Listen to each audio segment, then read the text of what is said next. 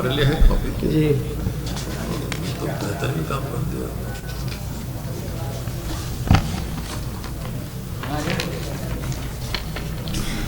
بر محمد و آل محمد صلوات اللہم صلی علی محمد. سلام کسی اور کو پڑھنا تھا، بہرحال پیش خدمت. حضرات، اس ادارے میں انصار اور صحاب کا غم منایا جاتا ہے، اس کے بعد اہل بیت علیہ السلام کے گھر کے لوگوں کا غم منایا جاتا ہے. تو آج حضرت حور علیہ السلام جو انصار حسین تھے، اور کل حبیب ابن مظاہر جو کہ اصحاب حسین ہیں کا غم منایا جائے گا. تو چند اشعار حضرت حور علیہ السلام کے لیے.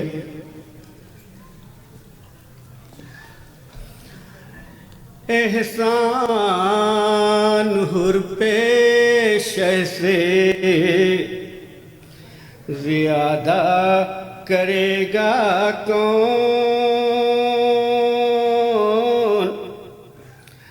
احسان حور پیش سے زیادہ کرے گا کون؟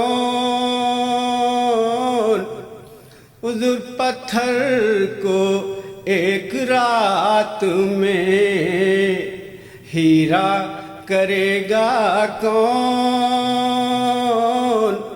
پتھر کو ایک رات میں ہیرا کرے گا کون؟ اور حبیب ابن مظاہر نے جس طرح سے جنگ کی ہے کربلا میں، جوان بھی نہیں کر سکتا پیری میں. اتنے جوان ہوئے میدان میں حبیب، اتنے جوان ہوئے میدان میں حبیب، ورنہ جہاں میں ذکر زلیخا کرے گا کون؟ ورنہ جہاں میں ذکر سجدے کو کیوں نہ طول دے، واقف ہے جب رسول. سجدے کو کیوں نہ طول دے، واقف ہے جب رسول. حضور خنجر کے نیچے شکر کا سجدہ کرے گا کون؟ خنجر کے نیچے شکر کا سجدہ کرے گا کون؟ احسان حور پیش سے زیادہ کرے گا کون؟ صلوات اللہم صلی علی محمد. فاتحہ.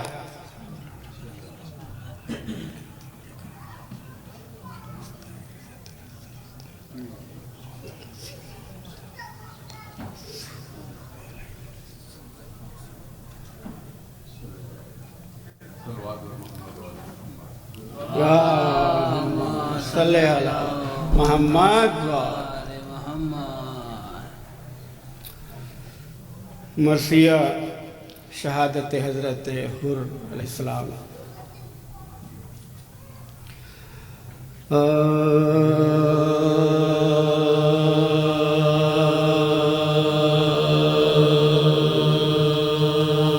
حافظ صاحب بس 5 بند ہیں تو مولانا کو بلا نہیں مولانا بلا لو، زیادہ نہیں.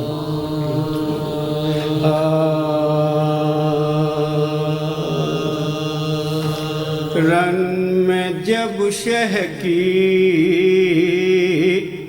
طرف سے حر دیدار آیا، رن میں جب شہ کی طرف سے حر دیدار آیا، کس بشاشت سے اڑاتا ہوا رہوار آیا، بول ہوا سید مظلوم کا غمخوار آیا، جانی سارے خلف حیدر کرار آیا، جانی سارے خلف حیدر کرار آیا، تاتق نور سر راہ نظر آتا ہے، جلوہ قدرت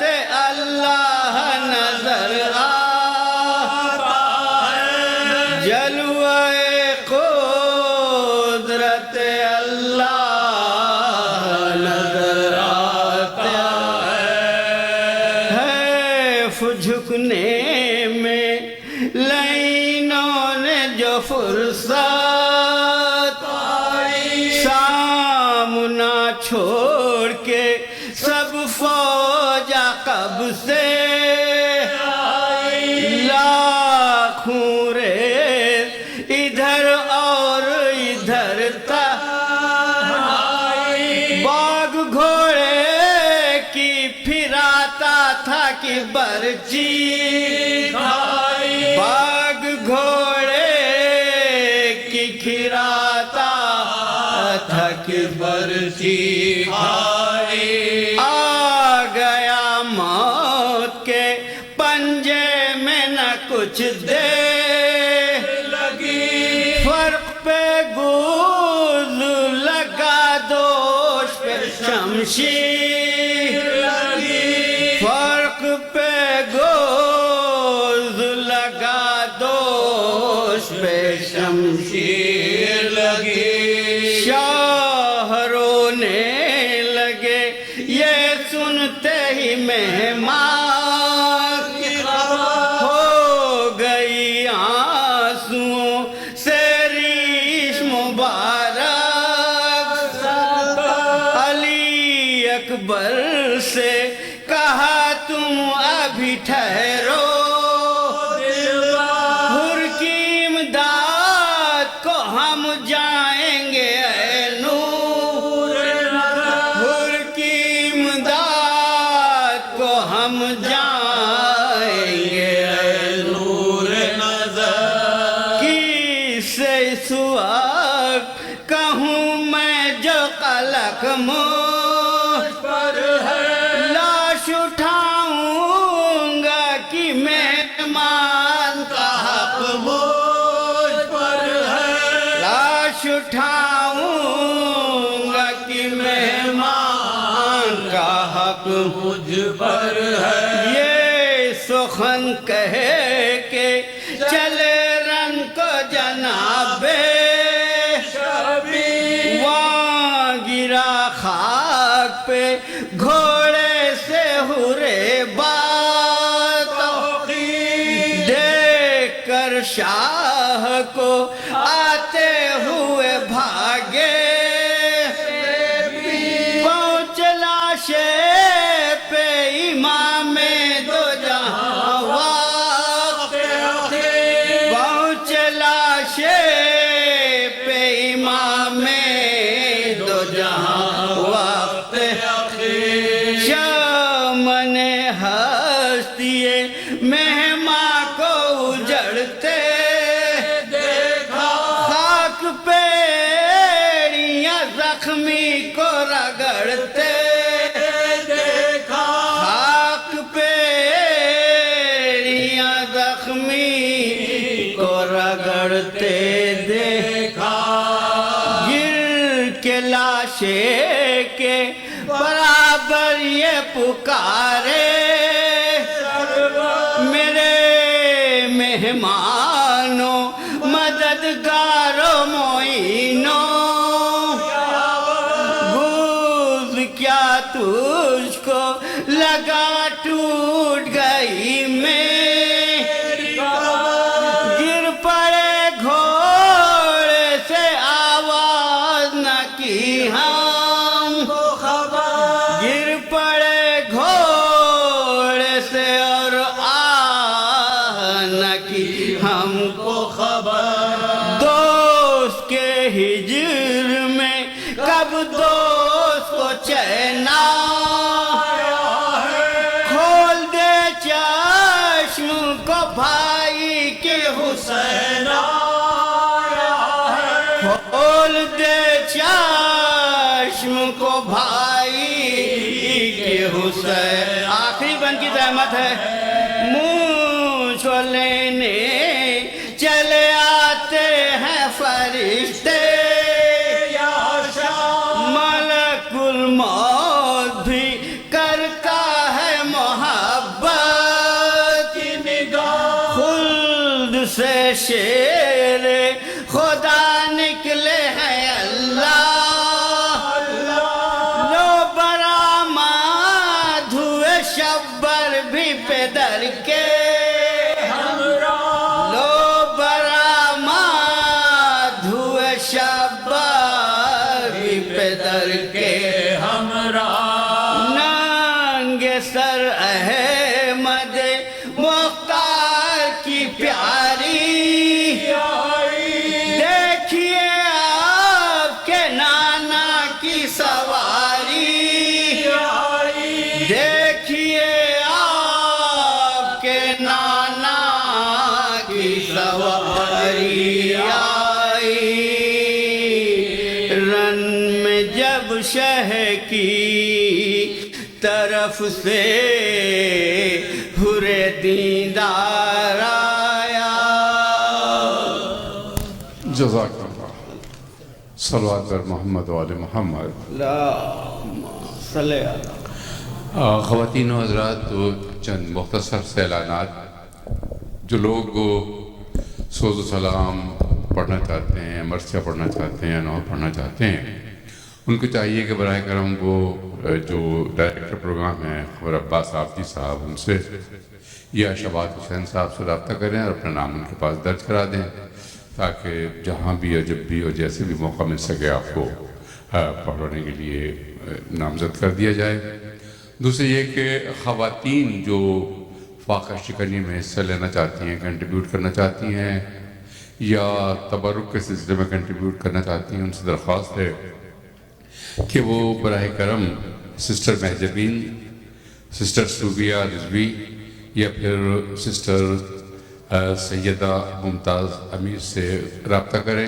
اور اپنے کنٹریبیوشنز کے حوالے کریں جو یہاں کام آ سکیں آپ سے درخواست ہے کہ جیسا کہ میں بار بار بھی کہتا ہوں کہ جو پارکنگ ورکرز ہیں جو پارکنگ کروا رہے ہیں جو والنٹیئرس ہیں وہاں پر ان کے ساتھ تعاون کیجیے اور جب آپ نکلیں یہاں سے یا تشریف لائیں ادارے کے اندر پہنچ جائیں تو گاڑی بہت آہستہ چلائیں بچے بھاگے بھاگے پھرتے ہیں اور ماں باپ سے درخواست ہے کہ بچوں کو پاس بٹھائیں باہر ان کو نہ جانے دیں یہ سیکیورٹی رسک بھی ہے اور بچوں کے لیے خطرات بھی پیدا ہو سکتے ہیں آپ کے تعاون کا بہت شکریہ ایک بابا سے بلند صلوات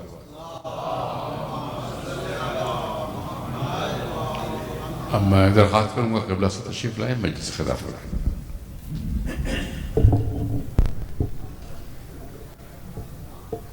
محمد وآل محمد صلوات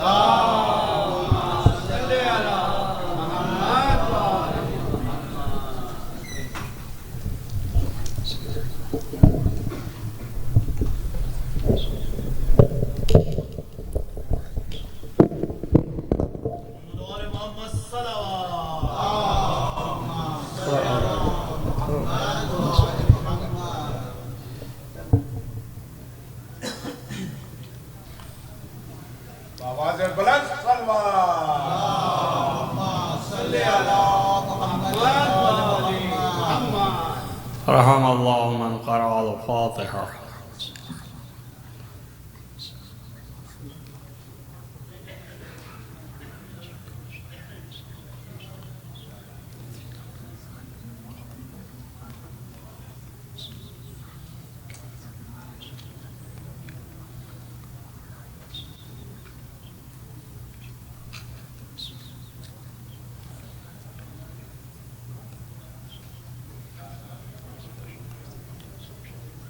آواز بلند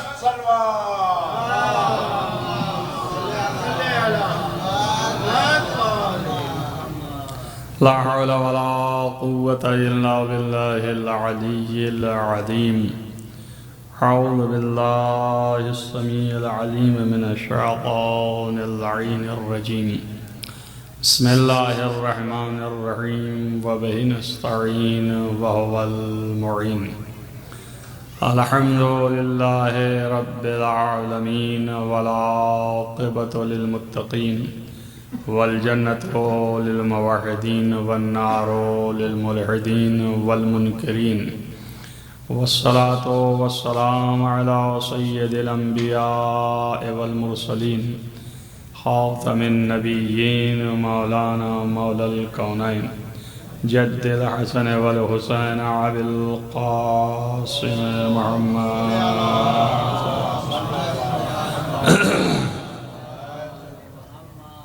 ولا سيما على ابن عمه ووزيره ووصيه وخليفته مطلوب كل غالب غالب كل غالب مولانا علي بن أبي طالب.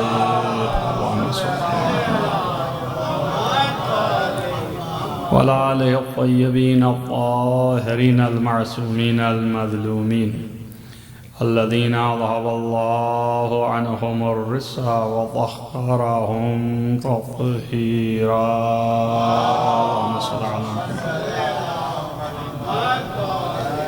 ولعنة الله على أعدائهم أجمعين من يومنا هذا إلى قيام يوم الدين. أما بعد فقد قال الله سبحانه وتعالى في كتابه الحكيم. بسم الله الرحمن الرحيم. وجعلنا منهم أئمة يهدون بأمرنا ولما صبروا وكانوا بآياتنا يوقنون. صلوات على محمد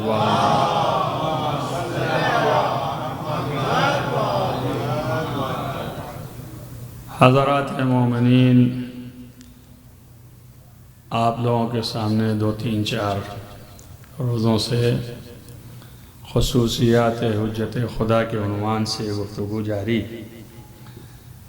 آیہ کریمہ جو ہے وہ گرچہ امامت سے متعلق ہے، لیکن اول دن یہ گوش گزار کر دیا کہ حجت خدا امامت پر بھی، حجت خدا خلافت پر بھی، حجت خدا ولایت پر بھی، حجت خدا رسالت پر بھی، حجت خدا نبوت پر بھی، سب پر اطلاق ہوتا ہے، یعنی سب پر استعمال کیا جاتا ہے. یہ سب حجت خدا ہے. امام بھی حجت خدا ہے، رسول بھی حجت خدا ہے، نبی بھی حجت خدا ہے، اور ولی بھی حجت خدا ہے. بلکہ قرآنی زبان میں بہت سے ایسے لوگ ہیں کہ جن کا نام اللہ نے خالی عبد کہا ہے، خالی بندہ کی لفظ استعمال فرمائی، لیکن مراد خدا کی وہ بھی حجت خدا ہے. اور اسی طریقے سے میں نے آپ کے سامنے سربستہ اور خلاصے کے طور پر یہ پیش کرتا ہوں، اس سے پہلے تفصیلاً گفتگو ہوتی رہی کہ 3 قسم کی حجتیں اللہ نے بنائی ہیں. ایک حجت جو ہے وہ باطنی ہے، اور 2 حجتیں ظاہری. باطن حجت جو ہے وہ عقل ہے، اور ظاہری حجت جو ہے وہ کتاب ہے، اور انبیاء ہیں، رسول ہیں، خلفاء ہیں، ائمہ ہیں، اولیاء ہیں. یہ جو ہیں وہ ظاہری حجت ہے.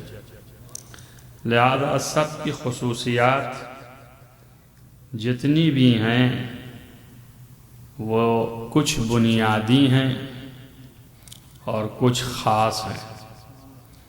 ایک فرد کے ساتھ خاص خصوصیت ہے جو وہ اس تک محدود ہے، اور کچھ بنیادی ہیں جو سب میں پائی جاتی ہیں، اور وہ ہونا ضروری ہے۔ اس کو ہمارے یہاں اعتبار سے لفظ استعمال کرتے ہیں کہ وہ ان کی بناوٹ اور صنعت کا بنیادی پایا ہے۔ اس کو عربی میں کہتے ہیں قوام، یعنی اصل اس حجت کا قائم ہونا اسی کی بنیاد پر ہے۔ ان میں سے سب سے اعلیٰ علم ہے۔ بغیر علم کے حجت خدا حجت نہیں بن سکتا۔ لہذا پہلی خصوصیت عام، ہر جگہ یہ راسخ و رائج رہے گی، علم کا ہونا۔ دوسری خصوصیت ہے عصمت، یعنی یہ کہ وہ تمام انحرافات، جتنی چیزیں کجی کی باعث ہوتی ہیں، جتنی چیزیں ٹیڑھے پن کی طرف لے جائیں، بعبارت سادہ جتنی چیزیں راہ راست سے دور کریں، جتنی چیزیں جو ہیں راہ حق سے جدا کر دیں، وہ ساری چیزیں اس میں نہیں پائی جاتی۔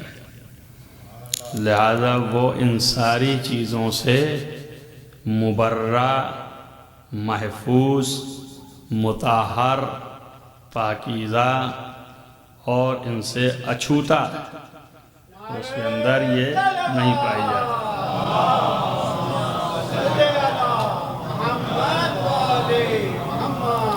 یہ دو بنیادی چیزیں ہیں کہ جو ہر حجت میں پائی جاتی ہے۔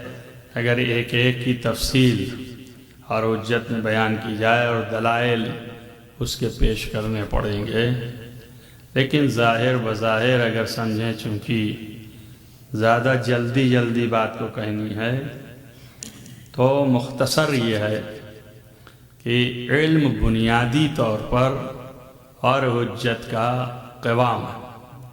آپ فرض کیجئے مثال کے طور پر کتاب اور رسول تو بہت روشن ہے کہ کتاب بھی منبع علم ہے، اور رسول ہادی، نبی، امام، ولی، خلیفہ، ان سب کو علم دیا گیا، یہ بھی مملو اور بھرے ہوئے ہیں علم سے پورا۔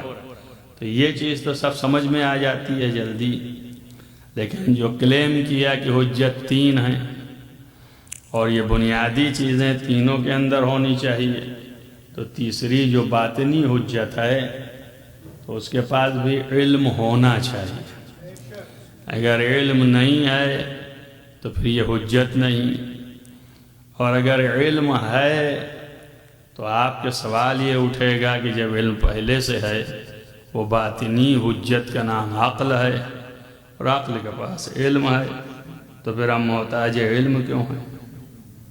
تو اللہ نے علم دیا ہوا ہے اور وہ حجت کے پاس علم ہے، تو ہم جاہل کیوں نظر آتے ہیں، اور ہم کیوں اس طرح سے دکھائی دیتے ہیں؟ ہم کو سب کو عالم ہونا چاہیے، اس لیے کہ سبھی صاحب عقل ہیں۔ جو صاحب عقل ہے وہ عالم ہے، اور جب عالم ہے تو جاہل نہیں ہے۔ لیکن ہم تو یہ دیکھ رہے ہیں کہ گام گام پہ، لمحے لمحے پہ، قدم قدم پہ ہمیں علم کی ضرورت پڑتی ہے، درحالے کہ ہم صاحب عقل ہیں۔ تو یہ سوال اٹھنے کی وجہ سے ممکن ہے اب آپ کا ذہن بھی اگر پہلے نہیں تھا تو اب آ گیا ادھر، آپ بھی شک میں مبتلا ہو گئے کہ یہ حجت ہے بھی کہ نہیں۔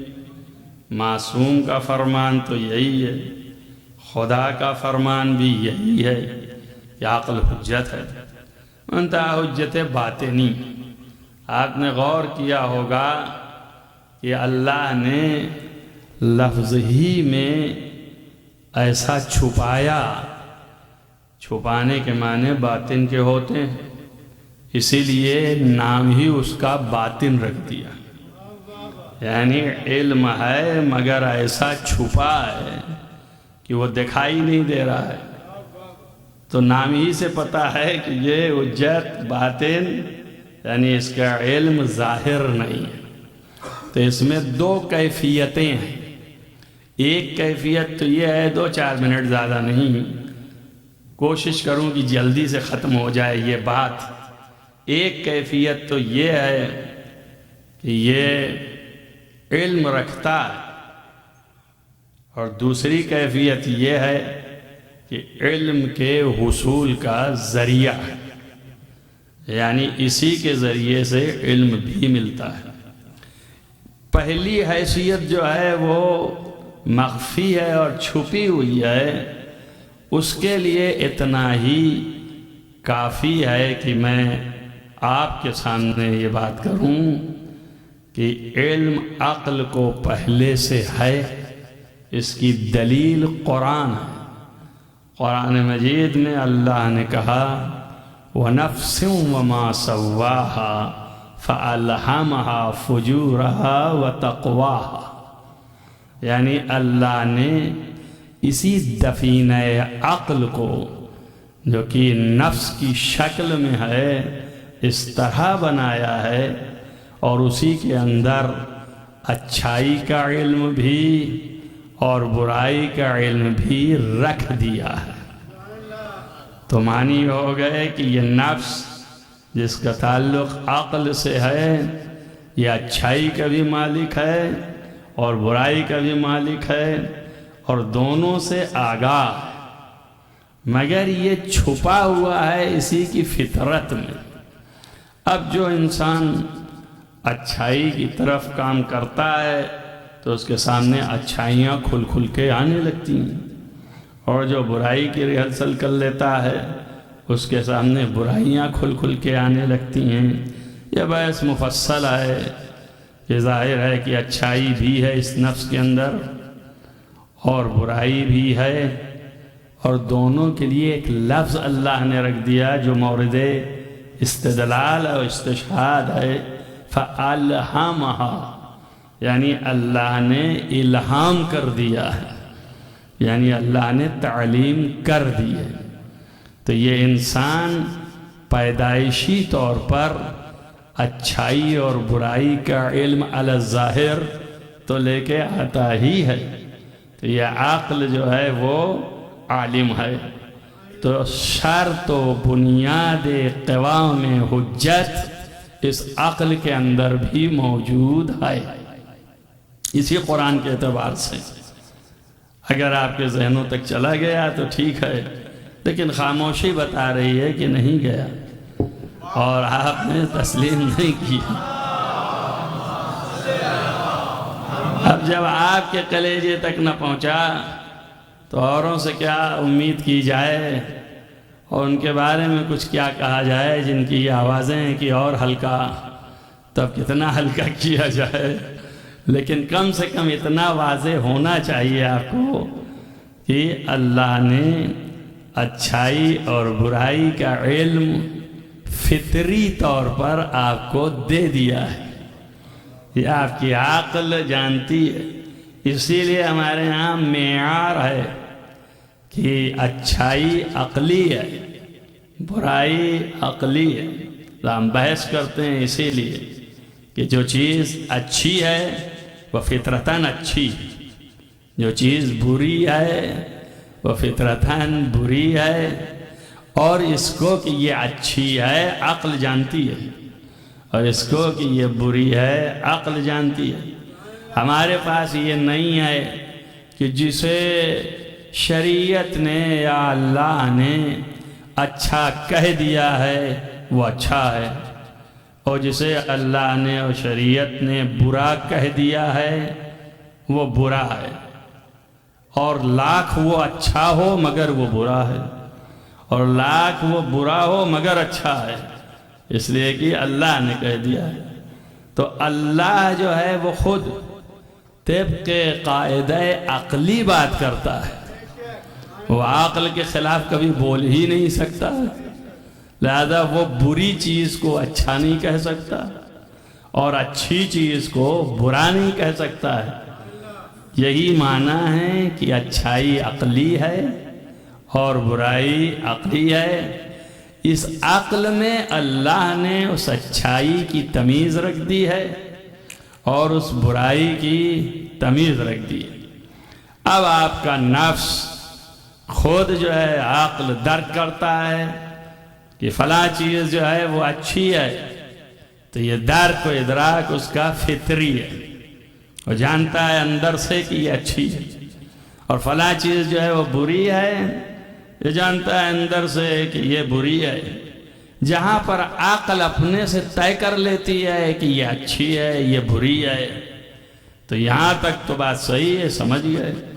اب اس کے علاوہ اگر کہیں شک ہو جائے عقل ہی کو کہ یہ اچھی ہے یا بری ہے، پتہ نہیں ہے، تب یہاں سے کسی اور کی ہدایت کی ضرورت ہے۔ اسی ہدایت کا نام ہے حجت ظاہری۔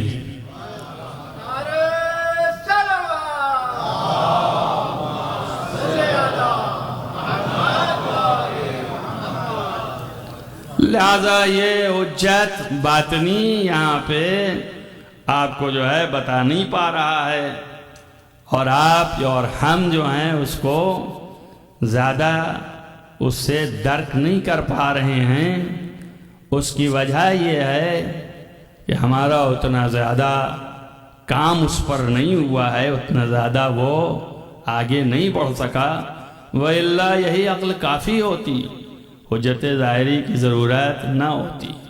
اسی لیے روایات میں ہے ایک زمانہ ایسا آئے گا کہ عقلیں جو ہیں ان چیزوں کو جن کو حجت ظاہر نے آ کے بتایا تھا ان کا وہ ادراک بغیر حجت ظاہری کے کر لیں گے، اور وہ دور وہ ہے کہ جب حجت ظاہری کا ظہور ہوگا تو مومنین کے سروں پہ ہاتھ رکھیں گے تو ان کی عقلیں ہزار ہزار گنا بڑھ جائیں گی۔ بڑھنے کا کیا مطلب؟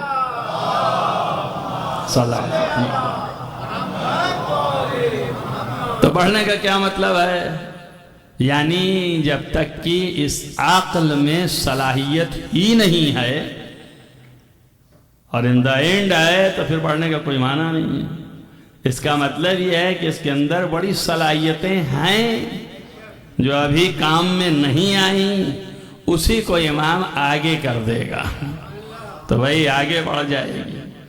معلوم ہوا کہ 1000 برابر عقل تیز ہو گئی، تو اب جب 1000 برابر عقل تیز ہو گئی تو 1000 برابر اس کا درجہ بھی بلند ہو گیا، علم کا بھی معرفت کا بھی، اور اسی اعتبار سے اللہ بھی حساب و کتاب بھی کرے گا۔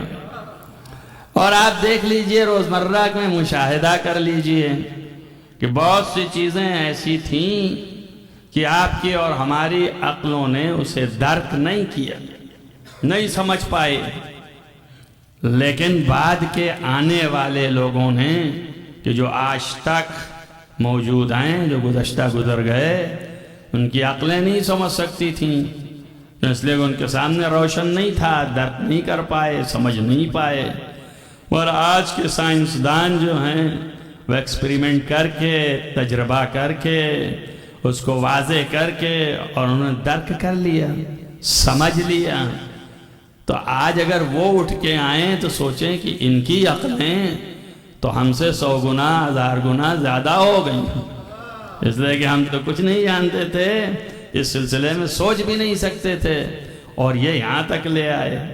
تو معلوم ہو گیا کہ ترقی ہوئی عقل میں، تو اگر یہ عقل میں اتنی گنجائش نہ ہوتی تو ترقی کیسے ہوتی؟ اس بات کی دلیل ہے کہ عقل کے اندر گنجائش ہے، اور ابھی نہ معلوم کتنی ہے، یہ تو آخری بتایا گیا۔ تو جس طرح ابھی آپ ڈیولپ کر کے یہاں تک پہنچ گئے، ممکن ہے ظہور تک اور اس سے 100 گنا آگے بڑھ جائیں آپ، اس کے بعد پھر 1000 گنا آگے بڑھنے کی توفیق آ جائے تو کتنی بلند تر ہو جائے گی۔ اب جب وہ 1000 گنا اور آگے تک پہنچ جائے گا تو ہو سکتا ہے پھر اسے خدا سمجھ میں آنے لگے کہ کسے کہتے ہیں، جو ابھی نہیں سمجھ میں آ رہا ہے۔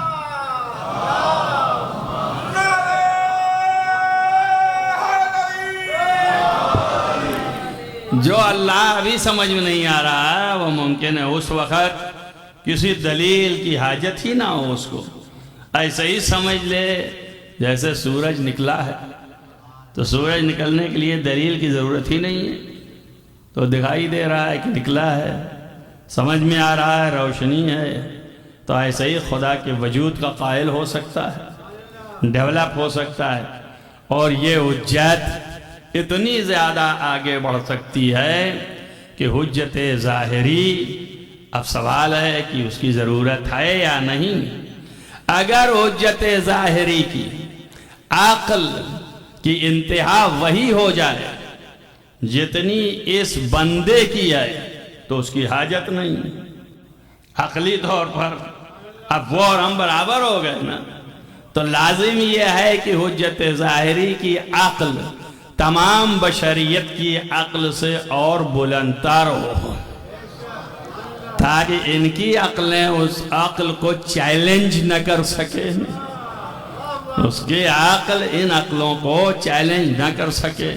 اللہ دوسری حجت ظاہری پیدا کرنے والا نہیں کہ نیا پیدا کرے، اب جن کو پیدا کر دیا ہے یہی قیامت تک رہنے والے ہیں، تو جب خلق کر دیا اور بنا دیا تو از اول اتنی عقل رکھ دی ہے کہ کائنات کے کسی زمانے گوشے میں جتنی عقلیں ڈیولپڈ ہو جائیں اور بلندتر ہو جائیں وہ کبھی ان کی عقل کے برابر ہو ہی نہیں سکتے ہیں۔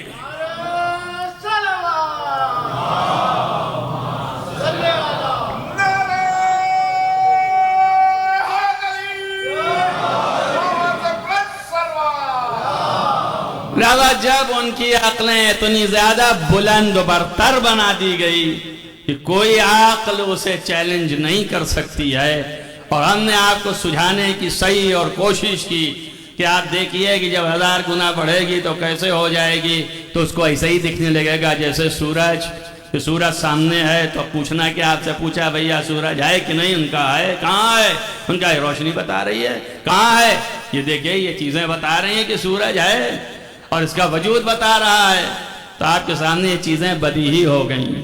تو اسی طرح اس کی عقل جب آپ کی 1000 گنا پہنچنے کے بعد اس کیفیت میں آ جائے تو جس کی عقل لاکھوں گنا زیادہ ہو اس کی عقل کے سامنے کون سی کیفیت آئے گی؟ یہی وجہ ہے کہ جب اس سے پوچھا کسی چیز کے لیے سوچتے نہیں ہو، تو اس نے کہا سوچنے کا کیا مطلب ہے، تیرے ہاتھوں میں انگلیاں کتنی ہیں؟ اس نے کہا 5۔ کہا سوچا نہیں تو نے؟ کہیں تو دکھائی دے رہی ہیں؟ کہا جیسے تجھے یہ دکھائی دے رہی ہے ویسے پوری کائنات مجھے دکھائی دے رہی ہے۔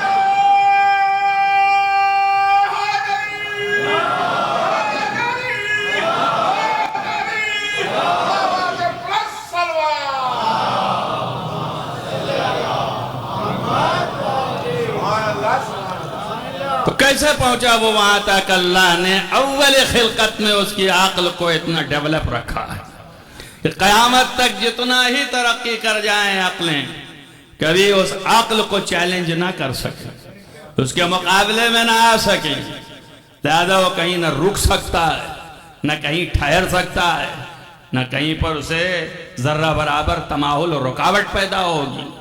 اسی لیے مولا کائنات سے سوال ہوتا تھا، کھٹا کھٹ جواب حاضر۔ وہ پوچھتے تھے سوچتے نہیں ہیں آپ؟ تو سوچنے کی ضرورت ہی نہیں ہے، فکر کرنے کی ضرورت ہی نہیں ہے کہ ترتیب دیں، اس لیے کہ ہر چیز بدیہیات میں سے ہے، روشن ہے، واضح ہے۔ جب روشن اور واضح ہے تو اس کے جواب میں تو ظاہر ہے کہ کوئی وقت نہیں لگنا چاہیے۔ ذرہ برابر وقت لگا دے تو اس کا مطلب یہ ہے کہ چیز روشن نہیں ہے، ظاہر نہیں ہے، واضح نہیں ہے۔ اب آپ کہیں سوچ لیں، کہیں پڑھ لیں، کسی جگہ پہ دیکھ لیں تو میری باتوں کو کہیں تناقض تو نہیں ہو رہا ہے۔ ہم نے تو فلاں جگہ پڑھا کہ رسول سے پوچھا تو چپ ہو گئے، رسول نے سر نیچے کر لیا اور بڑے خاموش رہے، وہ جواب نہ دیا۔ آپ کہہ رہے ہیں نہ سوچے گا نہ رکے گا، کھٹا کھٹ جواب دیتا رہے گا۔ تو یہ روایتوں میں کیا ہے؟ تو میں آپ کو یہ بھی بتا دوں کہ جہاں ان کو اتنی زیادہ قوت دی گئی، عقلی قوت، فطری قوت، وہاں اس کے ساتھ اللہ نے رکاوٹیں بھی رکھی ہیں۔ ان رکاوٹوں میں اللہ کا حکم ہے، جب وہ چاہے گا تبھی تم بولو گے، جب نہیں چاہے گا تو نہیں بولو گے۔ تو علی رکتے نہیں تھے اور نبی جلدی سے بولتے نہیں تھے۔ اب بتائیے دونوں عجیب ہے، ادھر سوال ہوا جواب اور ادھر سوال ہوا تو خاموشی، لیکن ہر تاریخ میں لکھا کہ خاموشی کے تھوڑی دیر کے بعد جواب آیت الہی کی روشنی میں۔ تو معلوم ہو گیا کہ نبی پابند ہے حکم پروردگار کا، اگر پابند نہ رہتا تو پھر یہ تصدیق صحیح نہ ہوتی۔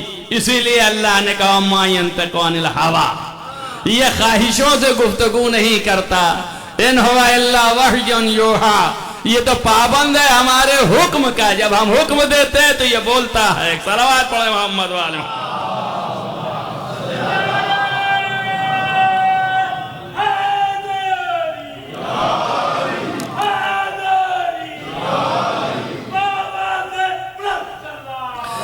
اب ایک بات اور ٹھہر کے سن لیجئے، وہ یہ ہے سکون سے سنیے اور ٹھاٹ سے اپنے نفس کو اس پر راغب رکھیے کہ وہ صاحب تو رکتے ہی نہیں، بولے چلے جا رہے ہیں، اور یہ صاحب ٹھہرے ہوئے ہیں، حکم کے پابند ہیں، جب ادھر سے آئے گا تو بولیں گے۔ تو بس انہی کے لیے یہ تھا، اور آپ تو کلیم کرتے ہیں کہ یہ ان کے جانشین ہیں، تو ان کو بھی چاہیے کہ ٹھہرے رہیں، جب ادھر سے آئے تو بولیں۔ توجہ رکھنا میری بات پر۔ تو اللہ نے ان کے لیے تو کوئی ایسی بات کہی نہیں، ان کو تو خالی یہ کہہ دیا کہ ما ینطق عن الہوی، یہ اپنی خواہشات سے نہیں بات کرتا ہے، تب ان کو بھی اپنی خواہشات سے نہیں کرنا ہے۔ تو اس کی گارنٹی کیا ہے کہ خواہشات سے کیا یا نہیں؟ اگر خواہشات سے نہ کیے ہوتے تو یہ بھی ٹھہرے رہتے، لیکن یہ تو پھٹ سے بول دیے، فوراً کہہ دیے، اس کا مطلب اپنی خواہشات سے کہہ رہے ہیں۔ اتنا ہی تو بتانا ہے کہ اللہ نے اسی لیے شب ہجرت بستر پر لٹا کر کے ان کے نفس کو خرید لیا، اپنی مرضی انہیں دے دیا کہ آپ جب یہ بغیر سوچے بھی بولے تو یہ نہیں بولتا، میں بولتا ہوں۔ سب صلوات پڑھیں محمد والے محمد۔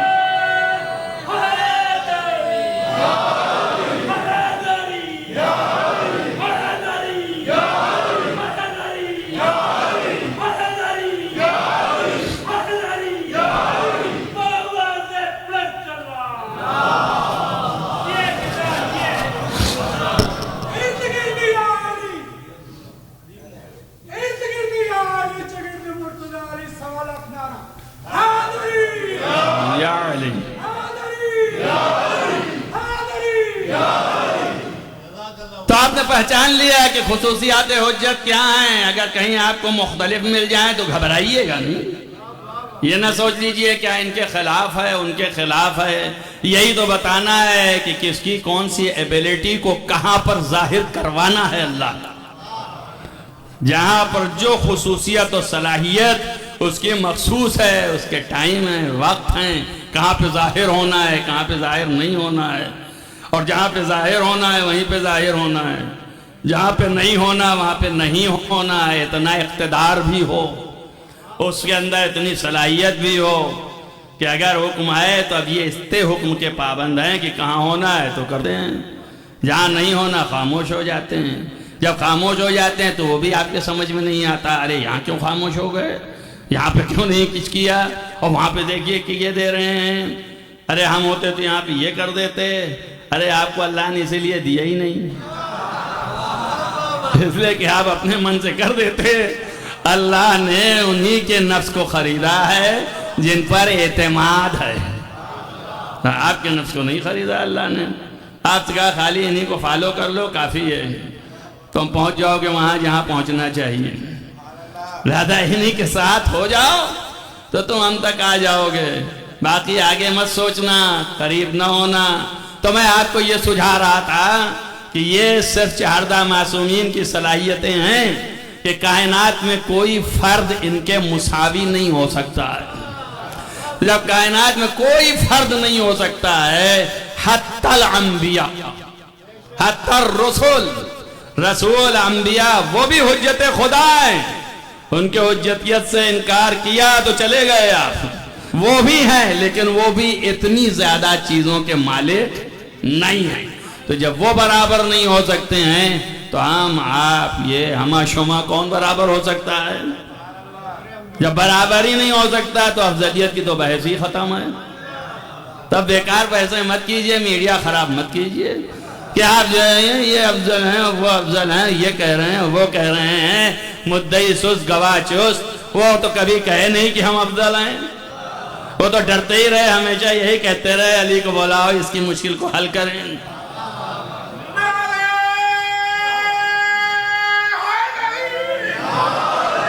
اور اتنا ہی نہیں، پابند بھی کر دیا زبانی طور پر، یہ بھی کہہ دیا میرے مرنے کے بعد کبھی نہ کہہ دینا کہ میں افضل تھا ان سے، اس لیے کہ افضل وہ ہوتا ہے جس کی حیات اس کے اوپر مرہون منت نہ ہو۔ یہ تو ایک نہیں 70 دفعہ کہہ چکے، اگر علی نہ ہوتے تو ہم ہلاک ہو جاتے، ہم مر ہی جاتے، ہم ختم ہی ہو جاتے۔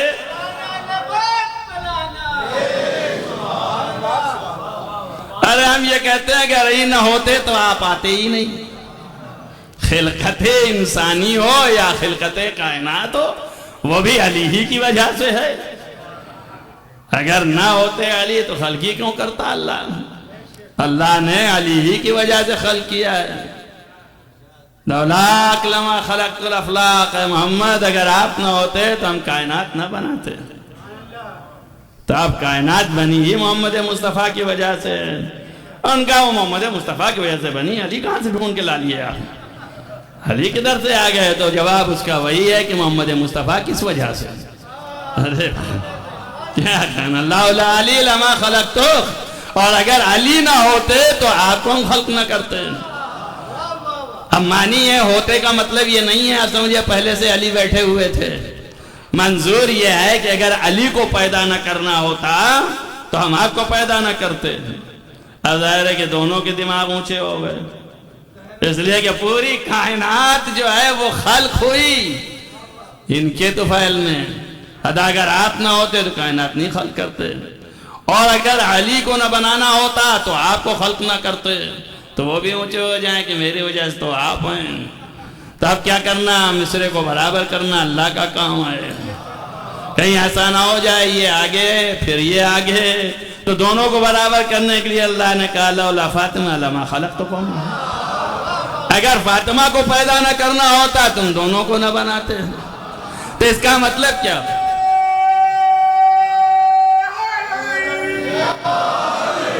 سادہ میں لے لیں، اس کا مطلب کیا ہو گیا؟ اگر فاطمہ نہ ہوتی تو ہم تم دونوں کو نہ بناتے۔ اس کا مطلب یہ ہو گیا کہ امامت و نبوت جو ہے وہ فاطمہ کے وجود سے ہے۔ اگر میری بات سمجھیں تو موضوع سے متعلق بات کہہ رہا ہوں، امامت نبوت دونوں حجت خدا ہے، تو یہ دونوں کا وجود فاطمہ کی وجہ سے ہے، تو جس کے وجود کی وجہ سے حجتوں کا وجود ہو، سوچئے اس سے بڑی حجت کائنات میں کون ہو سکتی ہے؟ صلوات پر محمد والے۔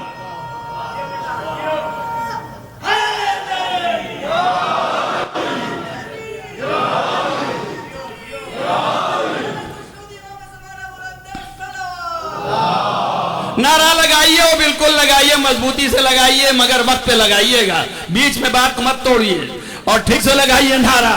ہم بھی ساتھ میں نعرہ لگائیں، آپ کے نعرہ لگانا اچھی چیز ہے، جوش آتا ہے، مگر یہ کہ وقت پر لگائیے۔ آپ توجہ کیجئے، یہاں تک کھینچ کے لے آیا ہوں، تو اب اس سے بڑی کوئی چیز نہیں ہو سکتی نا۔ آج آپ کے سمجھ میں آیا ہوگا کہ کیوں آج شب جمعہ ہے، کیوں اللہ سے یہ کہہ رہا ہے۔ جب اللہ کہہ رہا ہے کہ جاؤ تم ان کے پاس، تو پوچھ رہا ہے کہاں جاؤں؟ نہیں سمجھ آئی ابھی آپ کو؟ آج شب جمعہ میں حدیث کے ساتھ پڑھتے ہیں کہ نہیں پڑھتے ہیں آپ؟ تو جبریل سے کہا جا ان کے پاس ہو، جا کے یہ خبر دے دے۔ تو کہا کس کے پاس جاؤں، یہ کون ہے، کن کے پاس جاؤں؟ تو اللہ نے نہیں کہا کہ یہ محمد ہیں، یہ علی ہیں، یہ فاطمہ ہیں، یہ حسن ہیں، یہ حسین ہیں، یا یہ بھی نہیں کہا کہ یہ علی ہیں، یہ محمد ہیں، یہ فاطمہ ہیں، یہ حسن ہیں، یہ حسین ہیں، یہ بھی نہیں کہا یہ حسن و حسین یہ ان کے باپ اور ماں اور ان کے نانا ہیں۔ اللہ نے کہا ہم فاطمہ، تو یہ فاطمہ ہیں۔ تو اللہ بتا رہا ہے کہ جتنی حجت خدا ہیں یہ سب کا قیام فاطمہ سے ہے. صلوات پڑھیے محمد وآل محمد.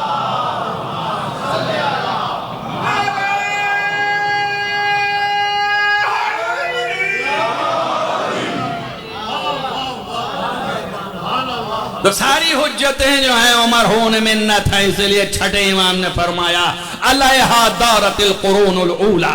یہ وہی ذات ہے فاطمہ کی کہ جس کے اوپر تمام انبیاء کی نبوت کا چرخہ چلتا ہے. معلوم ہو گیا ساری حجتیں جو ہیں مرہون منت ہیں فاطمہ زہرا کی. ان کی عظمت کو کون سمجھ سکتا ہے؟ یہ ہے حجت خدائے اعلیٰ. آپ سوچئے اگر اتنی بلند نہ ہوتی تو آدم سے لے کے خاتم تک یعنی محمد مصطفیٰ صلی اللہ علیہ وآلہ وسلم تک ہر نبی کی نگاہ ٹکی ہے حجت اعظم پر. حجت اعظم جب ظاہر ہوں گے تو آدم کی بھی آرزو پوری ہوگی. ان کا بھی کام یہی تھا عدالت لے آئیں، اللہ کا نام روشن کریں. اور جیسے ہی حجت ظاہر آئیں گے تبھی جو ہے نوح کی حاجت پوری ہوگی. ویسے ہی ابراہیم کے دلائل مستحکم ہوں گے، موسیٰ اپنی حیبت کو پہنچ جائیں گے، عیسیٰ کا قیام یقینی ہو جائے گا. ابھی تک معلق ہیں عرش پر، تو حجت اعظم پر نگاہیں ٹھہری ہیں. محمد کی خود نگاہ ٹھہری ہے صلی اللہ علیہ وآلہ وسلم. فرما رہے ہیں جب یہ آئیں گے تبھی قیام عدل ہوگا. آپ سوچئے یہ حجت جتنی ہیں ساری حجتوں کی نگاہیں جس پر ٹھہری ہیں تو سب سے بڑا حجت، اسی لیے اصطلاحوں میں آ گیا کہ حجت اعظم. اب یہ حجت اعظم آئے تو کائنات میں عدل کا قیام ہو. ساری کائنات پکارے گی، چیخے گی آؤ آؤ آؤ، اور وہ حجت کہہ رہا ہے آگاہ ہو جاؤ. یہ جو کچھ بھی ہے ہم اپنی جدہ فاطمہ کی سیرت کے مرہون منت ہیں. اس کا باپ کہہ رہا ہے آگاہ ہو جاؤ. ہم سب جو ہیں اللہ کی حجت ہیں تمہارے اوپر، اور ہمارے اوپر ہماری ماں فاطمہ حجت ہیں. ایک صلوات پڑھیے محمد.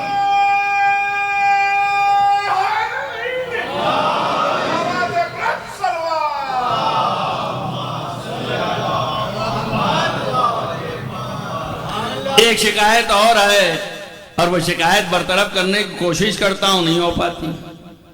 ظاہر ہے کہ ہر وقت اور عام دنوں میں تو اور، لیکن جب خاص دن آ جائیں گے تو بالکل نہ ہو پائے گی.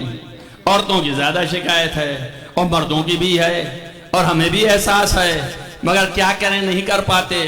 کوشش کر رہے ہیں کہ آپ کے ٹائم کے اندر ختم ہو جائے، آپ کو زیادہ نہ جانا پڑے آگے. پر باتیں ایسی ہیں کہ بہت سے چھوٹ بھی جاتی ہیں، آخرش مجبور ہو کے چھوڑنا پڑتا ہے، وقت تنگ ہو جاتا ہے. تو آپ غور کیجئے، فکر کیجئے کہ یہ عظمت حجت خدا کی خاص خصوصیت، یہ خاص خصوصیت حضرت زہرا کو ہے. جن کے اتنے ہیں کیوں ایسا کہا کہ یہ ہم سب آپ پہ حجت اور یہ ہمارے اوپر حجت. آپ اگر تحلیلی طور پر چلے جائیں تو آپ کو پتا چلے کہ جتنے خصائص حجت، ہر ایک کی خصوصیت جتنی بھی ہے وہ ساری کی ساری خصوصیت پیغمبر ختمی مرتبت میں ہے. اور اس کے لیے میں سہارا لیتا ہوں اصول کافی میں جائیں امام علی نقی علیہ السلام سے. راوی جو ہے آ کے پوچھتا ہے، اب آپ کے صحابیوں میں سے ہیں اور امام سے سوال کرتے ہیں کہ جو کچھ بھی انبیاء کے پاس تھا کیا وہ سب رسول اللہ کے پاس ہے؟ بے شک. اور وہ سب آپ کے پاس بھی ہے؟ بے شک. ان کا وہ کیسے؟ تو آپ نے ایک ایک گنانا شروع کیا.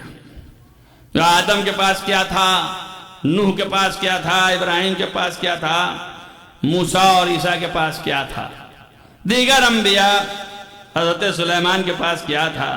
تو مثالوں میں نام لیے کہ آپ دیکھو عیسیٰ کے پاس یہ تھا مردے کو زندہ کرتے تھے، عیسیٰ کے پاس یہ تھا کہ وہ عیسیٰ جو ہیں وہ شفا دیتے تھے، اور دیکھو سلیمان کے پاس یہ تھا کہ ہر چرند پرند تک پہ اللہ نے حکومت دے دی. ہر شے ان کی جو ہے وہ تابع و فرما بردار تھی، مگر ایک چھوٹا سا پرندہ ہدہد تھا، اس کو ایک ایسا علم دے دیا وہ ان کو نہیں دیا۔ اتنے بڑے عالم، اتنے بڑے حاکم، نبی مرسل، لیکن اس کے باوجود اللہ نے ہدہد کو ایک علم دیا کہ ہوا کے نیچے پانی کہاں ہے۔ یہ ہدہد ہی جانتے ہیں، یہ نہیں جانتے، لہذا یہ اس کے محتاج۔ اگر اول دن کی مجلس یاد ہو کہ امام کسے کہتے ہیں تو آپ کے سارے ذہنوں میں یہ فضائل آ جائیں گے۔ اب یہ محتاج ہیں ایک ہدہد کے، اگر پتہ لگانا ہے کہ پانی کہاں ہے، کس سمت میں ہے، تو جب تک ہدہد نہ بتائے سلیمان نہیں جانتے۔ یہ قرآن کہہ رہا ہے۔ تو اب ہم تو یہی ہیں کہ بھئیہ یہ نبی ہونے کے بعد حجت خدا ہیں، اس کے باوجود محتاج ہیں ایک ہدہد کے، اور ہدہد جانتا ہے، اور وہ جان بوجھ کے بھی حرکتیں کرتا ہے کہ یہی ایک چیز تو ہے، موقع ملا، کم سے کم یہ اتنے بڑے حاکم ہیں تو کیسے میں ان کو بتاؤں کہ آپ کی حکومت ایک طرف اور میرا یہ ایک ہی چیز ہونا جو ہے آپ کے اوپر برتری لے جا رہا ہے۔ اور تو کچھ نہیں، پرندہ ہے بھائی، تو بیچارہ جانور ہے، لیکن ایک علم ہونے کی بنیاد پر سلیمان کی حکومت گنگ، اب پانی کی ضرورت ہے، غائب ہو گیا، انہا کدھر چلا گیا کمبخت، جبکہ حکومت اس کے اوپر بھی ہے، آئے تو میں اسے ابھی قتل کرتا ہوں، ذبح کر دوں گا، بغیر بتائے چلا گیا۔ یہ بھی سن لیجئے، ارے بھائی جب حاکم ہے تو اس کو بتا کے جانا چاہیے نا، تو بغیر بتائے چلا، کیسی حکومت، کیسی اطاعت، ملاحظہ کرو تم، اور یہ ہے کون؟ ابراہیم کی اولاد، تو بغیر بتائے چلا گیا۔ اس کے بعد کہہ رہے ہیں کدھر چلا گیا، یہ لفظ کدھر جو ہے یہ عجیب ہے، یہ ادھر بھی بتا رہا ہے کہ سلیمان کو یہ بھی خبر نہیں کہ کدھر چلا گیا۔ تو جب یہ نہ جانے کہ سمت کیا ہے، یہ نہ جانے کہ کہاں پانی ہے، تب ان کا علم کتنا محدود علم ہو گیا۔ اور اس کے بعد ترہ یہ ہے کہ اللہ ایسی حکومت دینا کہ اس کے بعد پھر کسی کو نہ دینا، بس میری بات رہ جائے۔ یہ بھی کون سی فطرت ہے؟ ایک نبی ہے، نبی یہ کہے کہ بھئی حکومت ایسی دے دے کہ میرا نام رہے تا قیامت، بے نظیر حکومت رہے، بے مثل حکومت رہے، مگر کہہ رہا ہے پھر کسی کو نہ دینا۔ تو یہ جو ہے کسی کو نہ دینا، یہی فطرت بتا رہی ہے کہ یہ آدم کی اولاد ہے۔ میرے بھائی سمجھے نہیں میری بات کو؟ کاش سمجھ گئے ہوتے، یہ بتا رہی کہ آدم کی اولاد ہے، آدم کی فطرت میں یہی ہے۔ تو جہاں پر اس طرح کی بات آئے، کہیں رشک ہے، کہیں حسد ہے، کہیں کچھ ہے، اگر ایسی چیزیں آئیں تو سمجھو آدم کی اولاد ہے۔ جہاں پہ کچھ بھی نہ ہو، وہ آدم کی اولاد نہیں ہے، گرچہ آدم کے پیکر میں اسے بنا کے رکھا گیا ہے۔ وہ یہ کہتا ہوا نظر آئے گا کہ مجھے دنیا کی کسی چیز کی تو ضرورت ہی نہیں ہے، اگر تو مل گیا تو سب کچھ مل گئی، اگر تو ہاں تو چلا گیا تو کچھ بھی نہیں ملا، لہذا میں صرف تجھے چاہتا ہوں، کسی کو ملے یا نہ ملے، تو کسی کو بھی مل جائے، یہ بھی نہیں کہہ رہے صرف مجھے کو ملے اور کسی کو نہ مل، یہاں بھی نہیں کہہ رہے ہیں۔ تو یہ فطرت پہچانیے آپ، اور جانیے کہ کون کہاں سے آیا ہے، کدھر کا ہے، کہاں سے بھیجا گیا ہے، کس طرح کی فطرت لے کے آیا ہے، کیسی باتیں ہیں اس کے اندر۔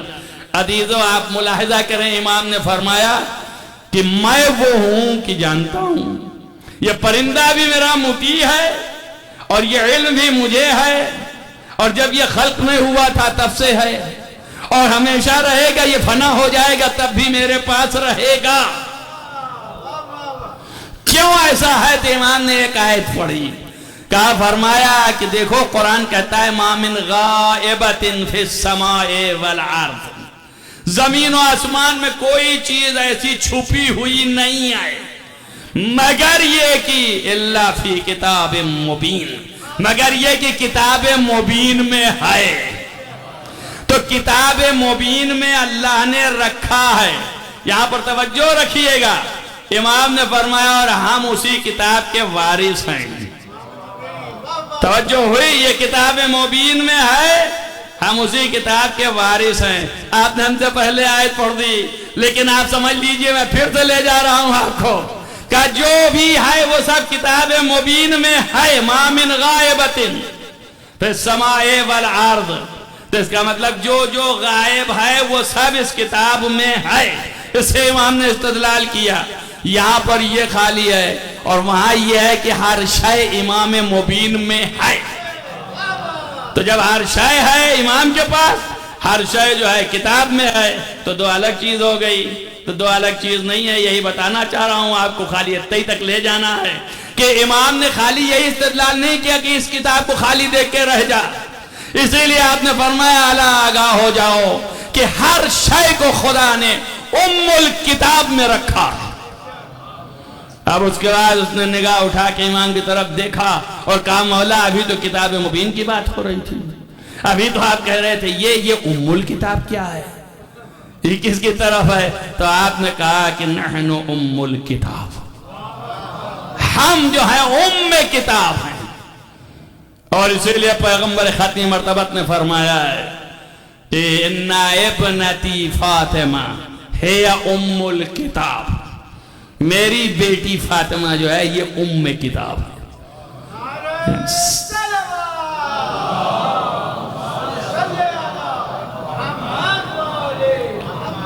ایک صلوات پڑھ دیں محمد و آل محمد.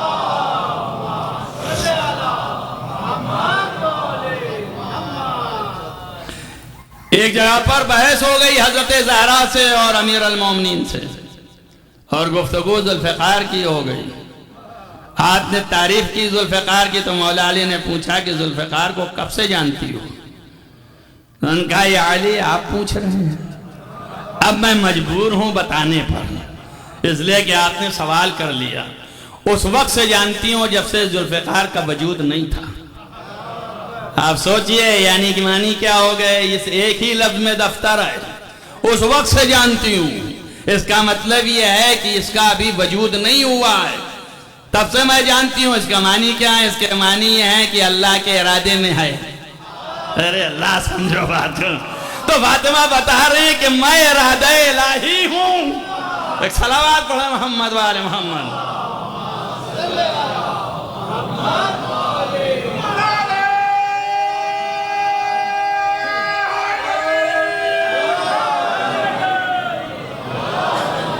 عظمت سیدہ کو کون جان سکتا ہے اور کون پہچان سکتا ہے؟ یہ تمام حجتوں کی بنیاد ہے. یہی ام الکتاب ہے. اور انہی کی اولادوں نے اس پر افتخار کیا کہ ہم ان کی اولاد ہیں. ایک شخص آ کر کے، یہ بھی صحابی تھے، حضرت امام علی نقی علیہ السلام سے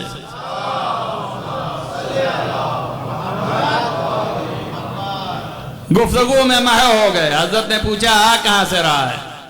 کہا میں حج کر کے آ رہا ہوں. حج میں کیا کیا؟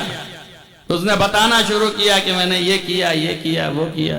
اتنے دن رہا، ہر روز اتنے طواف کرتا تھا اور ہر طواف کا نام لیتا گیا. یہ طواف آپ کے باپ کے لیے، یا آپ کے دادا کے لیے، یا آپ کے پردادا کے لیے، یا آپ کے لیے. یہ 14 معصومین میں 13 کے نام لے ڈالے. اور اس کے بعد کہا کہ مولا کبھی کبھی آپ کی جدہ فاطمہ کے لیے بھی کر دیتا تھا. تو حضرت نے فرمایا فقصر ہو، ہم کو نہیں کرو، فاطمہ کے لیے ہی کرو. اس کو اضافہ کرو، خالص ان کے لیے کرو، ہمیں مت کرو، ہمارے اجداد کو مت کرو.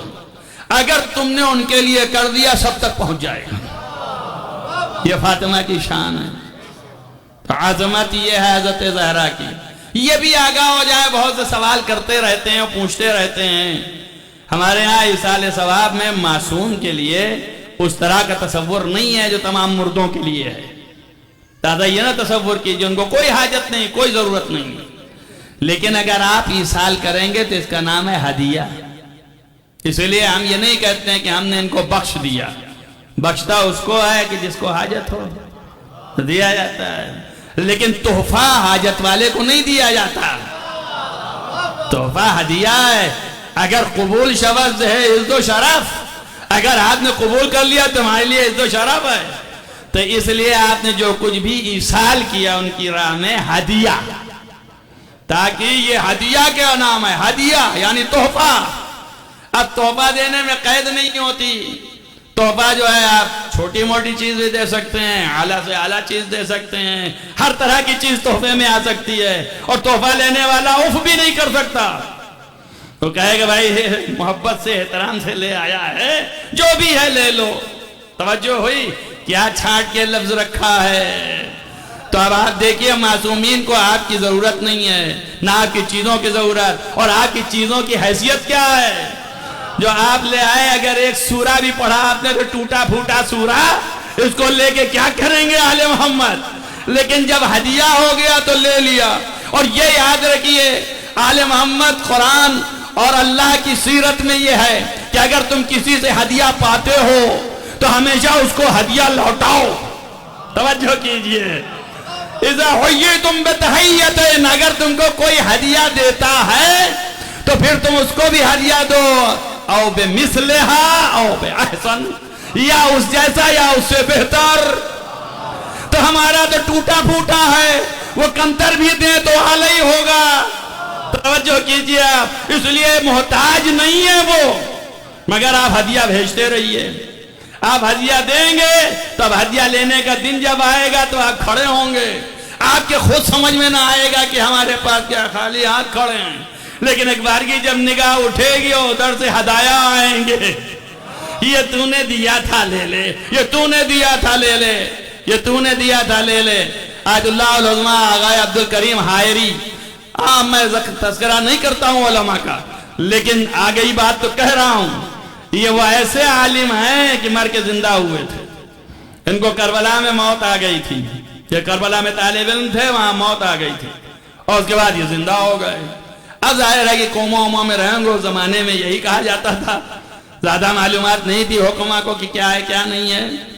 تو بہرحال لیکن انہوں نے اپنے محضر کا واقعہ بیان کیا کہ امام علیہ السلام نے مجھے آگے کہا کہ اٹھ اور جا، تو میری آنکھ کھل گئی.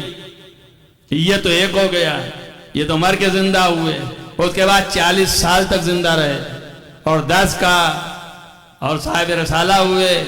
قوم کی حوزہ علمیہ قوم کی بنیاد رکھی، بنیان گزار حوزہ علمیہ قوم ہے. اس کے بعد جب دنیا سے گئے تو ان کے شاگرد آیت اللہ العظمہ آغا مرشید نجفی، میرے سر پر امامہ انہی نے رکھا ہے. تو آیت اللہ العظمہ آغا مرشید نجفی فرماتے ہیں کہ میں نے معاہدہ کیا تھا کہ وہاں کے آکے حال سنانا، اور بہت دن تک ہو گئے، اسال پر اسال، ہدیہ پہ ہدیہ سب کچھ کرے جا رہے نہیں. اور اس کے بعد جب آئے تو پوچھا آگا بہت دیر ہو گئی، آپ نے کہا حساب و کتاب میں لگا تھا، اب چھوٹ پایا ہوں آیا ہوں. تو بتانا صرف اتنا تھا ہدیہ تحفہ کہاں کام آتا ہے. تو انہوں نے کہا کہ پھر آپ کو ہوا کیا؟ کہا کچھ نہیں. جب قبر میں لٹا کے لوگ جانے لگے تو تاریکی چھا گئی، اندھیرا ہو گیا. اور اس کے بعد تھوڑی دیر میں مجھے دکھائی دیا کہ کچھ لوگ جو ہیں وہ مشعل لیے ہوئے ہاتھوں میں اور گرج لیے ہوئے میری طرف بڑھ رہے ہیں. اور بہت بڑا تاریک جگہ دکھائی دی، اور اس کی طرف یہ بھی دکھائی دیا کہ یہاں پر ایک سمندر ہے جو آگ کا سمندر ہے، اور ہم کو اشارہ ہو رہا ہے ادھر ہی جانا ہے، اور دھکے بھی مل رہے ہیں. اب گھبراہٹ کا عالم تھا اور یہ لگ رہا تھا کہ اب گیا کہ تب گیا، اور اس مار کے ساتھ جانے والا ہوں کہ ایک دفعہ آواز آئی ٹھہر جا. تو جیسے ہی یہ آواز آئی تو میں ٹھہر گیا، پیچھے مڑ کے دیکھا تو علی اپنے موسیٰ رضا علیہ السلام کھڑے ہیں. میں نے پوچھا آقا آپ؟ کہنے لگے تو نے 40 مرتبہ سلام کرنے آیا ہے، یہ تو ابھی پہلی مرتبہ ہے، ہم 40 مرتبہ آئیں گے تیرے پاس. آپ اندازہ کیجئے تو اسے ضائع نہ سمجھیے گا. جن کو نصیب ہے وہ نصیب والے ہیں، جنہیں نصیب نہیں انہیں بھی نصیب ہو. چھٹے امام کے پاس صحابی آیا اور دور رہتا تھا. امام نے فرمایا کتنی بار جاتا ہے زیارت کرنے حسین کی میرے جد کی؟ آقا سالوں گزر جاتا ہے اور نہیں جاتے. تو حضرت نے کہا ہلاک ہو جائے. آقا اس طرح نہ کہیں ہم مر جائیں گے. حضرت نے فرمایا وہ شیعہ نہیں ہے جو ہر روز میرے جد کی زیارت نہ کرتا ہو. کہا مولا ایسا نہ کریں، اس لیے کہ میں تو اتنی دور رہتا ہوں، سال میں ایک دفعہ بھی آ جاؤں تو بہت ہے، ہر روز کس طرح سے کر سکتا ہوں؟ تو حضرت نے کہا گھبرا نہیں، راستہ بتاتا ہوں. اور اس کے بعد حضرت نے راستہ بتایا تو وہ مایوس نہ ہو جو نہیں جا پائے.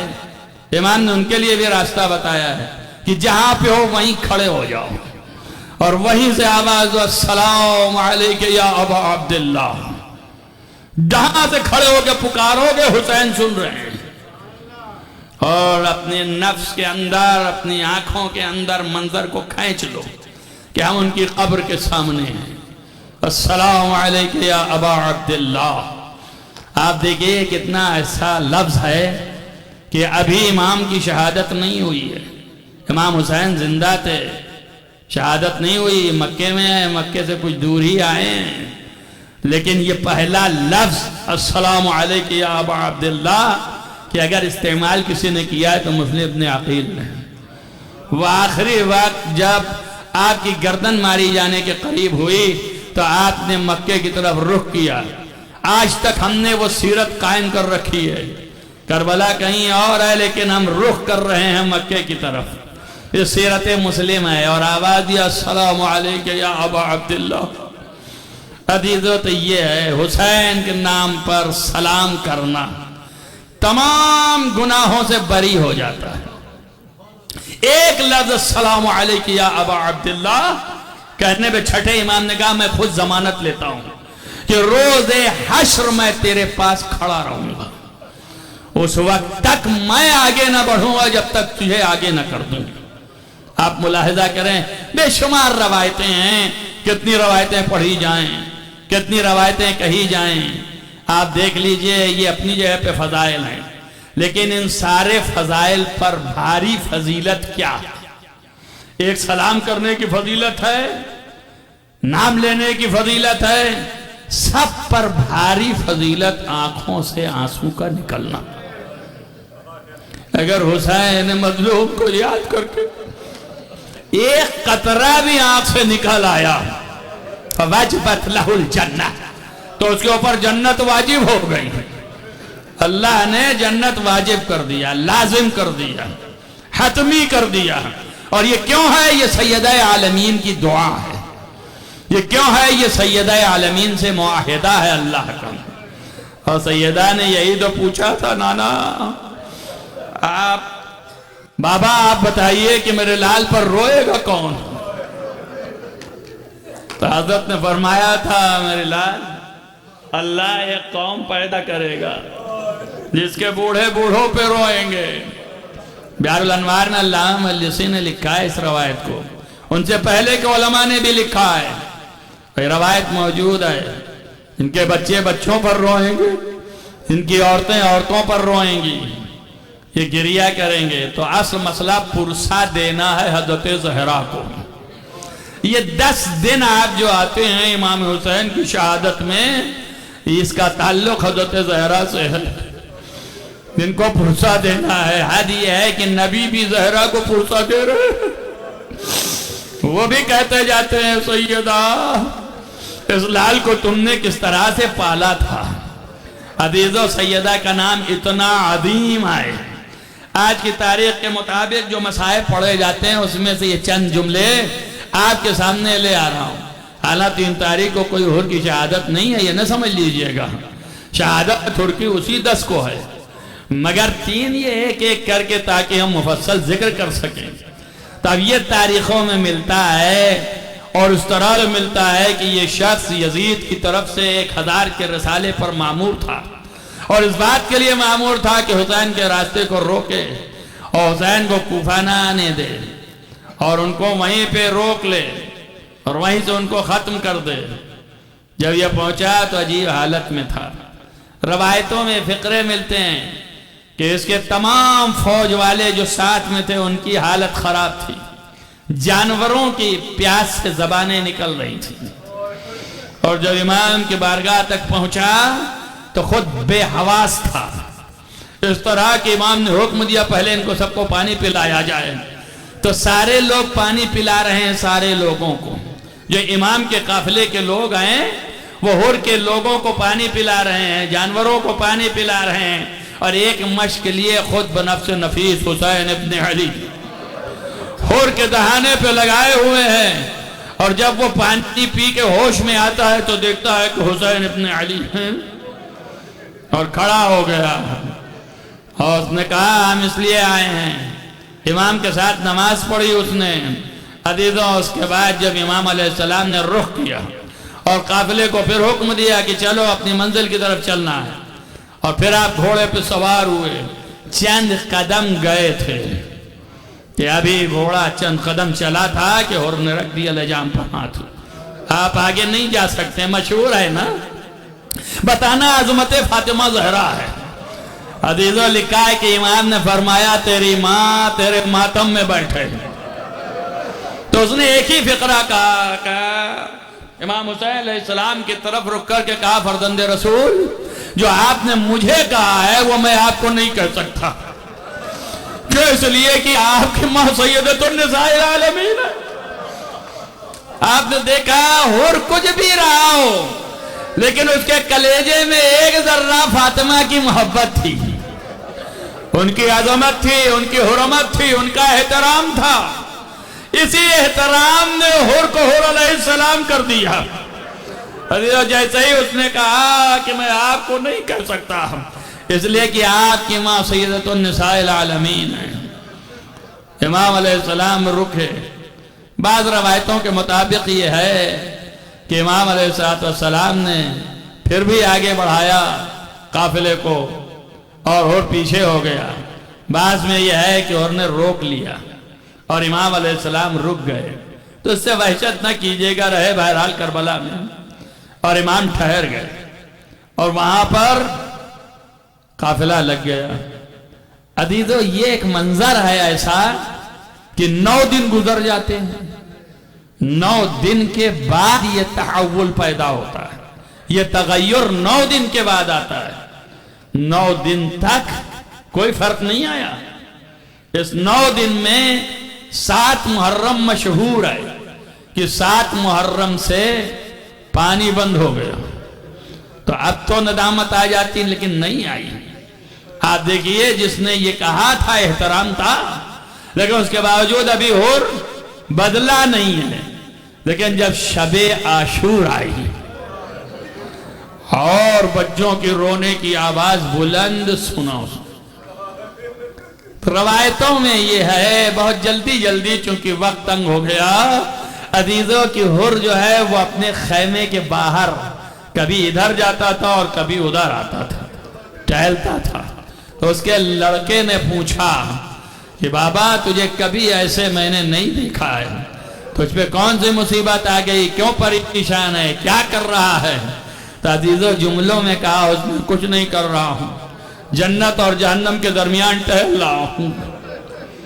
کون سی جنت کون سی جہنم؟ حسین جنت ہیں, یزید جہنم ہے. یہ پیغام ہے حور کا. کربلا کے دن یہ حور نے قیامت تک کے لیے جملہ کہہ دیا.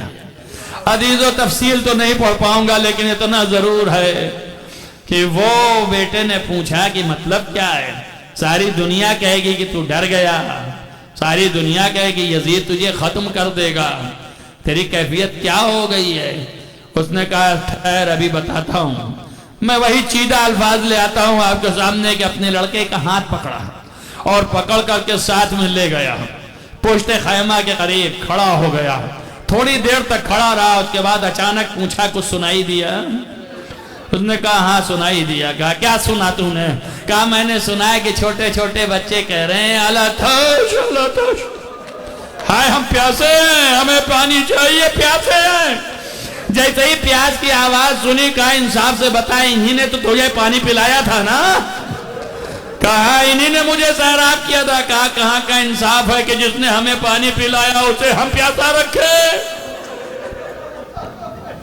کیا پھر ارادہ کیا ہے؟ کہا ارادہ کیا, اب اس کے بعد کون سی چیز رہ جاتی ہے؟ مجھے بارگاہ حسین میں جانا ہے. اگر ہم حسین کا راستہ نہ روکتے, وہ یہاں نہ ہوتے, تو آج ان کے اوپر یہ مصیبت نہ ہوتی. اور یہ پیاسے نہ ہوتے بچے ہم سے سنا نہیں جا رہا ہے، یہ ہماری خطا ہے، اس خطا کی معافی لینے کے لیے حسین تک جانا پڑے گا۔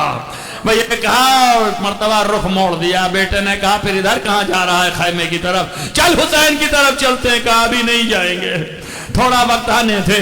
عزیزو جیسے ہی نماز صبح کا وقت ہوا پھوٹی، ویسے ہی ہور چلا ادھر سے، اور جب چلا تو شام سے چلا کہ اپنے بیٹے سے کہا کہ تو میرے ساتھ رہا۔ بیٹا بھی ساتھ ہو گیا، خادم غلام بھی ساتھ ہو گیا، اور بھی ساتھ ہوا، آگے چلا۔ تھوڑی دور جانے کے بعد اس نے کہا میرے ہاتھوں کو باندھ دے، اس لیے کہ مجرم جو ہے اس کو اسی حالت میں جانا چاہیے جو حالت مجرم ہوتی ہے، لہذا ہاتھوں کو باندھ دے میرے۔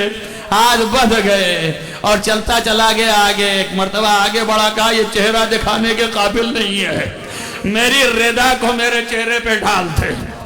بیٹے نے چہرے پہ ڈال دیا۔ ایک مرتبہ آواز آئی اللہ اکبر۔ پوچھا کیا ہو گیا؟ کہا حسین کا جوان بیٹا علی اکبر آ رہا ہے ہمارے استقبال کے لیے، اور رونے لگا۔ ایک مرتبہ دوسری آواز آئی اللہ اکبر۔ کہا کیا ہو گیا؟ کہا عباس علی آ رہے ہیں ہماری استقبال کے لیے۔ عزیزو ابھی تک ہر جا رہا تھا، ایک مرتبہ آواز آئی اللہ اکبر۔ پوچھا اب کیا ہوا؟ کہا حسین خود آ رہے ہیں۔ جیسے ہی کہا ہر گھوڑے سے زمین پہ آ گیا۔ عزیزو جیسے ہی حسین قریب آئے، سر اپنا رکھ دیا دانوں پہ اور فرمایا او میرے آقا اور سردار اور مولا، کیا مجھ جیسے مجرم کی خطا بھی معاف ہو سکتی ہے؟ آپ نے فرمایا اور انت حر فی الدنیا والآخرہ، تو دنیا اور آخرت میں بھی آزاد ہے۔ یہ حسین نے اپنی حکومت کا دائرہ بتایا کہ دنیا اور آخرت دونوں میرے ہاتھ میں ہے۔ اور اس کے بعد حر کو پکڑا لیا اور آپ نے کہا چلو میرے ساتھ خیمے میں۔ عزیزو ملاحظہ کریں، خیمے کے قریب لے گئے اور جب دن چھا گیا، دھوپ آ گئی، بار بار حر آگے بڑھتا تھا اور کہتا تھا کہ مجھے اجازت دے دیجئے، تو آپ نے فرمایا تو میرا مہمان ہے، مہمان کو کون سا دستور ہے کہ اجازت مل جائے؟ عزیزو ایک روایت میں یہ فقرہ ہے کہ حضرت نے کہا کہ ہمارے پاس تو کچھ بھی نہیں ہے کہ تیرے لیے ہم تیری خاطرداری کر سکیں، تیرا خیر مقدم کر سکیں، گھر میں پانی بھی نہیں ہے کہ تجھے ایک جرعہ آب پلا سکیں۔ جو تو سن رہا ہے کہ بچے پیاسے ہیں، تو بھئی ایک ہی چیز ہے، خیمے کا سایہ ہے، اگر ہو سکے تو سایہ تک چل جاؤ تاکہ یہ خاطرداری ہو جائے۔ عزیزان گرامی، حر نے اجازت طلب کی۔ جب اجازت مل گئی تو روایتوں میں ایک فقرہ یہیں پہ مجلس تمام کروں گا کہ روایتوں میں ملا کہ حر تو ایمان سے یاد لے کے گھوڑے پہ سوار ہوا اور چند قدم آگے چلا ہی تھا کہ ٹھہر گیا، اور ٹھہرنے کے بعد سوچا اگر میں پہلے چلا گیا اور میں قتل کر دیا گیا اور شہید ہو گیا تو معلوم نہیں یہ جوان کہیں پلٹ نہ جائے۔ اس نے فوراً اپنے بیٹے کی طرف دیا، کہا تقدم، بڑھ جا، اب پیچھے کیوں آئے، تو آگے جا، میں تجھے دیکھنا چاہتا ہوں کہ میری نظروں کے سامنے تو شہید ہو گیا۔ لڑکے نے کہا مجھے بزدل مت سمجھ، اور یہ کہہ کر کے آگے بڑھا اور للکار دیا کہ اے ظالمو، تم حسین کو تنہا نہ سمجھنا، میں حسین کی مدد کے لیے، نصرت کے لیے آیا ہوں، حر کا بیٹا ہوں، اور میرے ساتھ میرا باپ بھی ہے، اور دیکھ لو آج تمہیں پتا چل جائے گا کہ کوفے کے جوانوں کی قوت کیا ہوتی ہے۔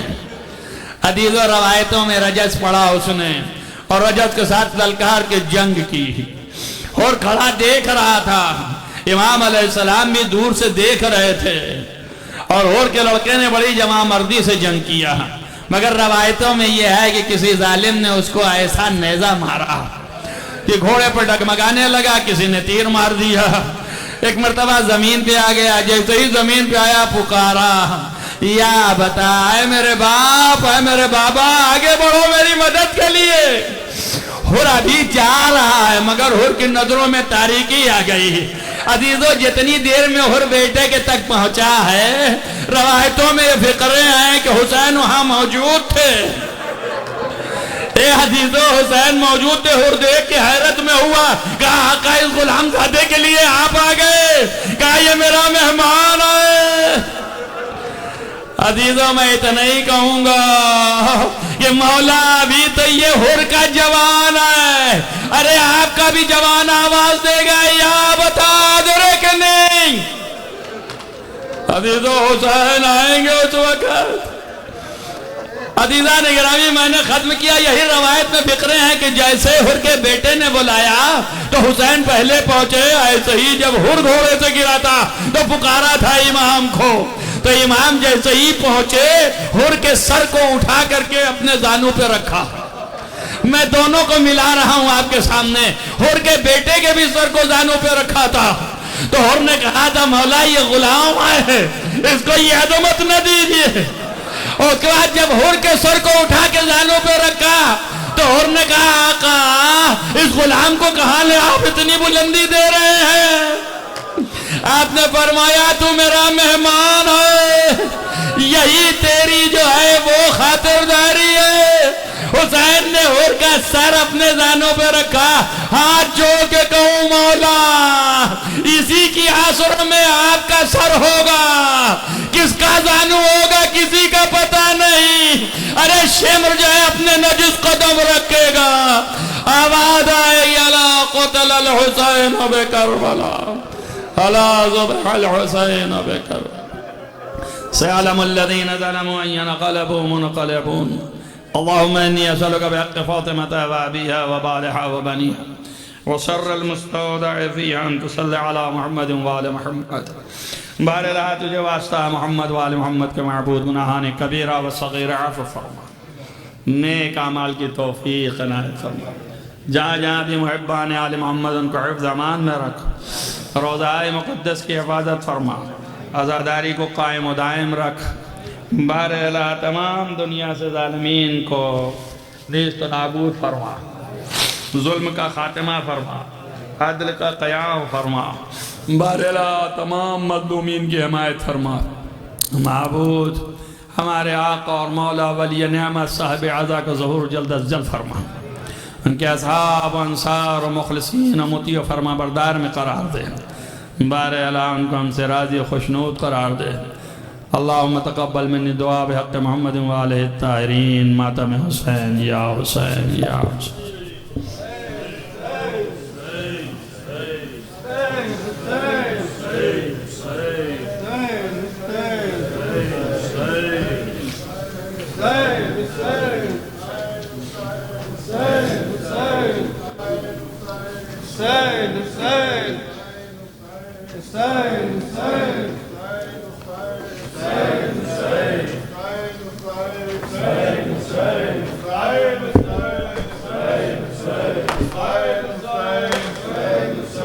حسین حسین حسین حسین حسین حسین حسین حسین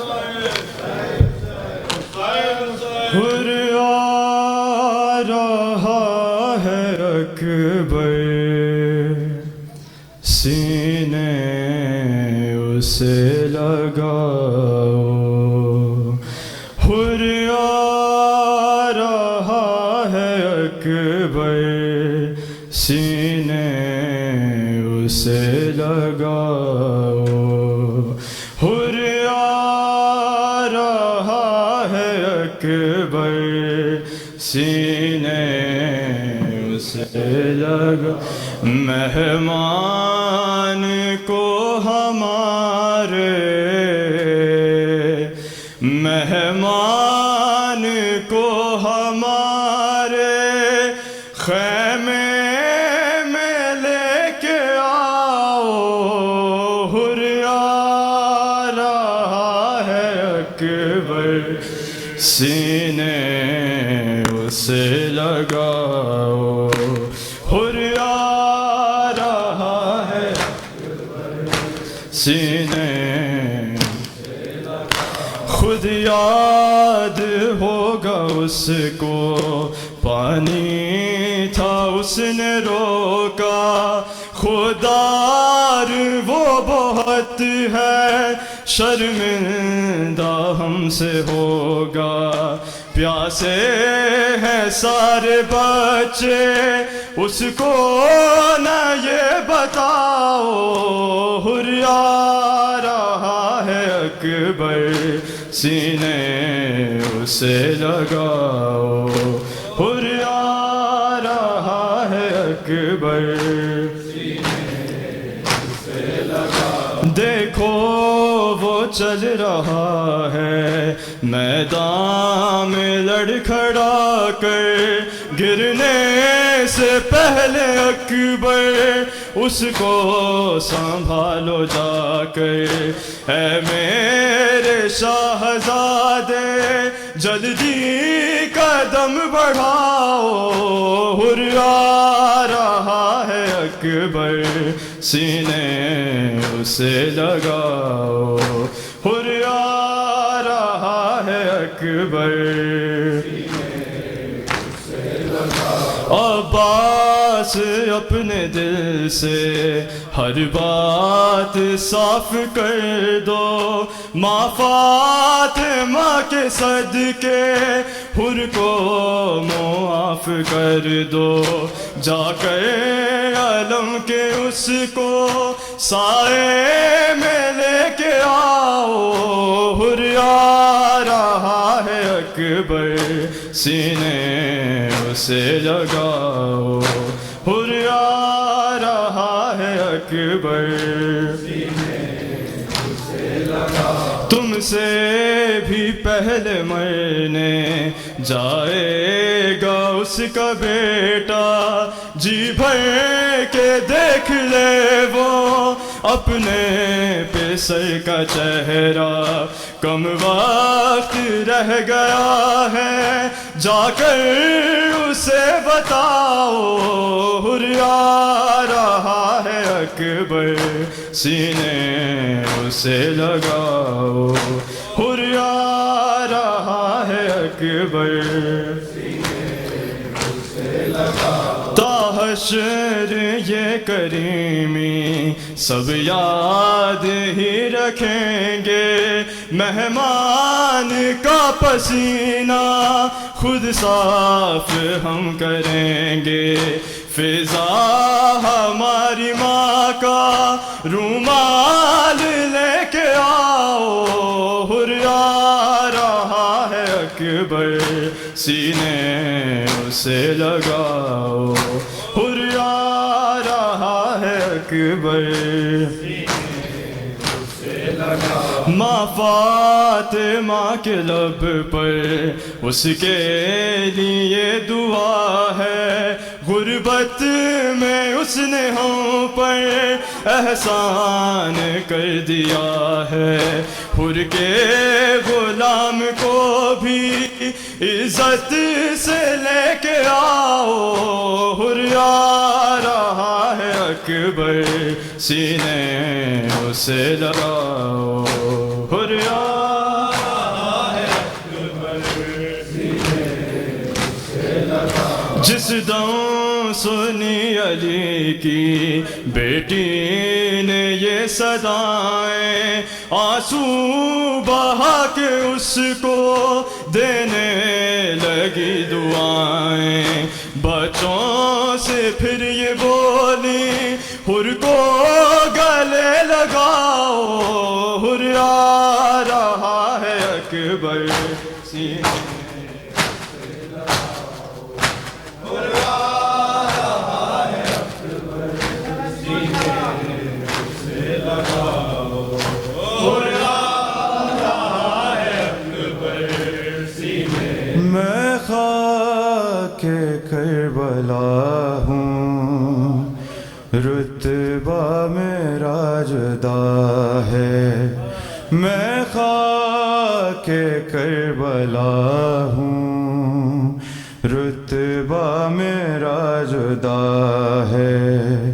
میں خاک کربلا ہوں, رتبہ میرا جدا ہے. میں خاک کربلا ہوں, بیٹے نے مجھ کو بنت علی نے مجھ کو چاند بنا لیا ہے میں خاک کربلا ہوں رتبہ میرا جدا ہے میں خاک کربلا ہوں رتبہ میرا جدا ہے کہتے ہیں رشک مجھ پر کوسے کے بھی کنارے زینہ کے سر میں نے 2 سال ہے گزارے میرا ہر ایک ذرہ ہے ظلم کا گواہ ہے میں خاک کربلا ہوں رتبہ میرا جدا ہے میں خاک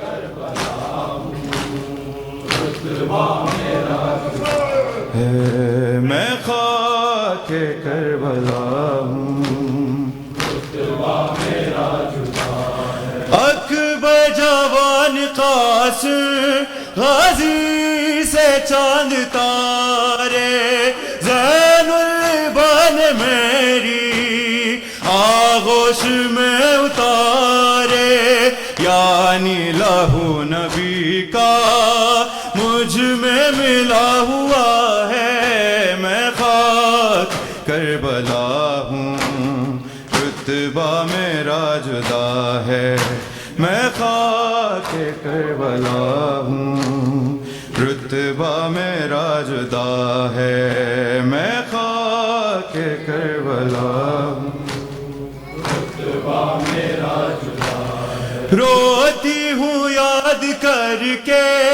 وہ بے کسی کا منظر مولا چھپا رہے تھے مجھ میں جو لاش اصغر اس دن سے آج تک نہ مجھ کو سکون ملا ہے میں خاک کربلا ہوں رتبہ میرا جدا ہے میں خاک کربلا ہوں رتبہ میرا جدا ہے میں خاک کربلا ہوں رتبہ میرا جدا ہے اکبر کی لاش پر جب شبیر جا رہے تھے اٹھتے تھے بیٹھتے تھے اور لڑکھڑا رہے تھے منظر وہ ابھی میری آنکھوں میں پھر رہا ہے میں خاک کربلا ہوں رتبہ میرا جدا ہے میں خاک کربلا ہوں رتبہ میرا جدا ہے میں خاک کربلا ہوں رتبہ میرا جدا ہے حسین حسین حسین حسین حسین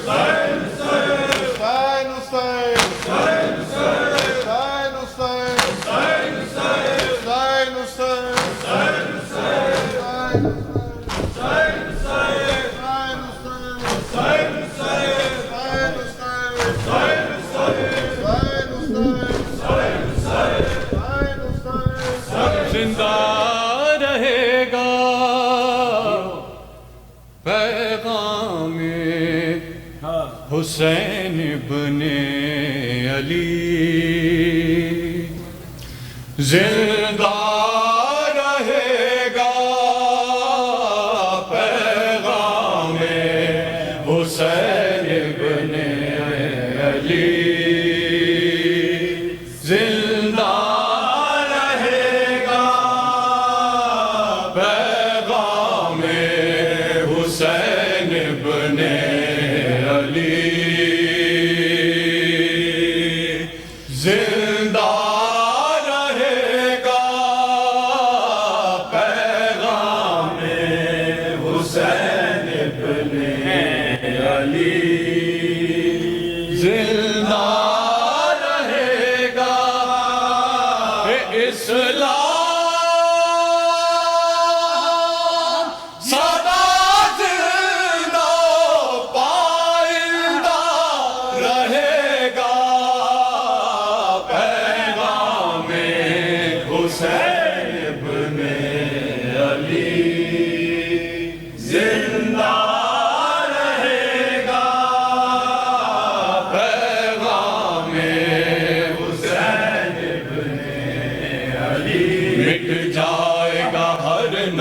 ہر ایک شے کو فنا ہے، آئے گا ہر نقش ہر ایک شے کو فنا ہے، لیکن شہ مردہ کی قسم حق کو بقا ہے، شہ مردہ کی قسم حق کو بقا ہے، شبیر نے خنجر کے تلے وعدہ لیا ہے، خنجر کے تلے وعدہ لیا ہے، شبیر نے خنجر کے تلے وعدہ لیا ہے، اسلام سدا زندہ پائندہ رہے گا، پیغام حسین ابن علی زندہ رہے گا، پیغام حسین ابن علی احمد کے نواسے کا حقیقت میں کرم ہے، نواسے کا حقیقت میں کرم ہے، اسلام سلامت ہے، حفاظت میں حرم ہے، سلامت ہے حفاظت میں حرم ہے، شبیر تو انسان کی عظمت کا بھرم ہے، یہ انسان کی عظمت کا بھرم ہے، شبیر تو انسان کی عظمت کا بھرم ہے، عظمت کا یہ تارا یوں ہی رخشندہ رہے گا، پیغام حسین ابن علی زندہ رہے گا، پیغام حسین ابن علی پھر سوچ ہے وقت ابھی خود سمجھ لے، ہے وقت ابھی خوب سمجھ لے، شبیر کو عظمت کی کسوٹی پہ پرکھ لے، عظمت کی کسوٹی پہ پرکھ لے، یہ بات حقیقت ہے اسے ذہن میں رکھ لے، حقیقت ہے اسے ذہن میں رکھ لے، یہ بات حقیقت ہے اسے ذہن میں رکھ لے، حق ابھرے گا باطل سدا شرمندہ رہے گا، پیغام حسین ابن علی زندہ رہے گا، پیغام حسین ابن علی ہر سال محرم میں مناتے ہیں یہی محرم میں مناتے ہیں یہی کرتے ہیں یوں ہی سید ابرار کا ماتم، سید ابرار کا ماتم، اب اہل عزا دور بدلتے نہیں ہر دم، اور بدلتے نہیں ہر دم، ہم اہل عزا دور بدلتے نہیں ہر دم، جو کل تھا وہی آج ہے آئندہ رہے گا، پیغام حسین ابن علی زندہ رہے گا، پیغام حسین ابن علی شبیر کا ماتم نہ رکے گا نہ رکا ہے، کا ماتم نہ رکے گا نہ رکا ہے، اللہ یہ معصوم عالم کی دعا ہے، معصوم عالم کی دعا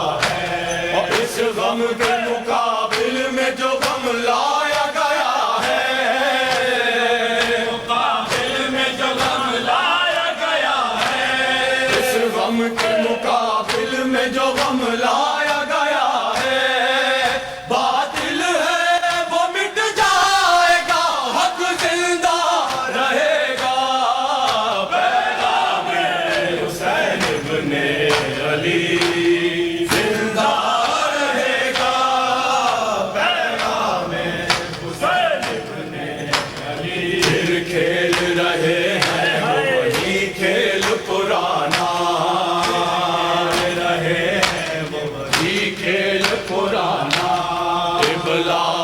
کی قوت سے حقیقت کو دبانا، ابہام کی قوت سے حقیقت کو دبانا، یہ سچ ہے کہ جھوٹوں کا جہنم ہے ٹھکانہ،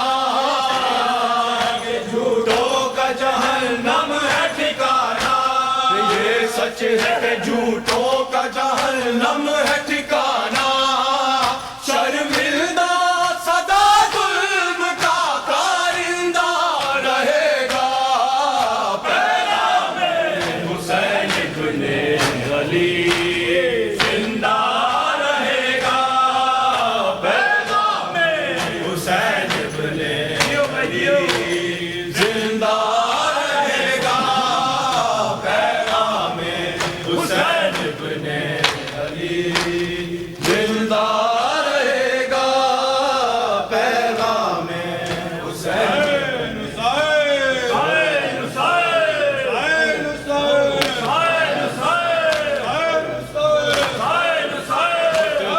شفیع کی گر تجھ کو خدا دے، نعمت غم شفیع کی گر تجھ کو خدا دے، نعمت غم شفیع کی گر تجھ کو خدا دے، نعمت غم شفیع کی گر تجھ کو خدا دے، نعمت غم شفیع کی گر تجھ کو خدا دے، دنیا کو پیام شہ مظلوم سنا دے،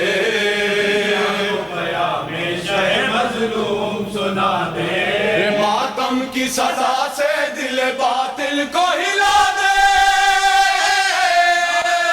سزا سے دل باطل کو ہلا دے، پردہ جو نگاہوں پہ ہے دنیا کی ہٹا دے، گھر گھر میں صفے ماتم شبیر بچھا دے، گھر میں صفے ماتم شبیر بچھا دے، گھر گھر میں صفے ماتم شبیر بچھا دے، گھر گھر میں صفے ماتم شبیر بچھا دے، گھر گھر میں صفے ماتم شبیر بچھا دے، بتلاؤ کہ شبیر سا رہبر نہ ملے گا، کہ شبیر سا رہبر نہ ملے گا، کونین میں ان کا کوئی ہمسر نہ ملے گا،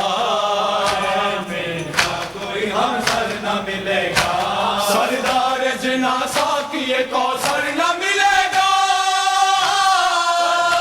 جناسا کی یہ کوثر نہ ملے گا، اس در کے سوا کوئی در نہ ملے گا، جس در پہ فرشتہ بھی گواہ بن کے صدا دے، سفید ماتم شبیر بچھا دے، ماتم شبیر بچھا دے، گھر گھر میں صفے ماتم شبیر بچھا دے، گھر گھر میں صفے ماتم شبیر بچھا دے، کہنے کو مسلمان تھے وہ ظلم کے بانی، وہ مسلمان تھے وہ ظلم کے بانی، مہمان بلا کر نہ دیا شاہ کو پانی، بلا کر نہ دیا شاہ کو پانی، مٹی میں ملاتی علی اکبر کی جوانی، ملاتی علی اکبر کی جوانی، ہم شکل پیغمبر تھا وہ شبیر کا جانی، تصویر کا یہ رخ بھی زمانے کو دکھا دے، صفے ماتم شبیر بچھا دے، گھر گھر میں صفے ماتم شبیر بچھا دے، گھر گھر میں صفے ماتم شبیر بچھا دے، یہ چہرے پہ ملے خون کا دم تیز بڑھا ہے، ملے خون کا دم تیز بڑھا ہے، ایک نرمی سی میت کو کلیجے سے لگا ہے، میت کو کلیجے سے لگا ہے، یہ کون چلا جاتا ہے گردن کو جھکائے، چلا جاتا ہے گردن کو جھکائے، مادر پہ ہے خیمے پہ کہیں دیکھ نہ پائے، مرزا سے کہو خیمے کے پردے کو گرا دے، سفید ماتم شبیر بچھا دے، سفید ماتم شبیر بچھا دے،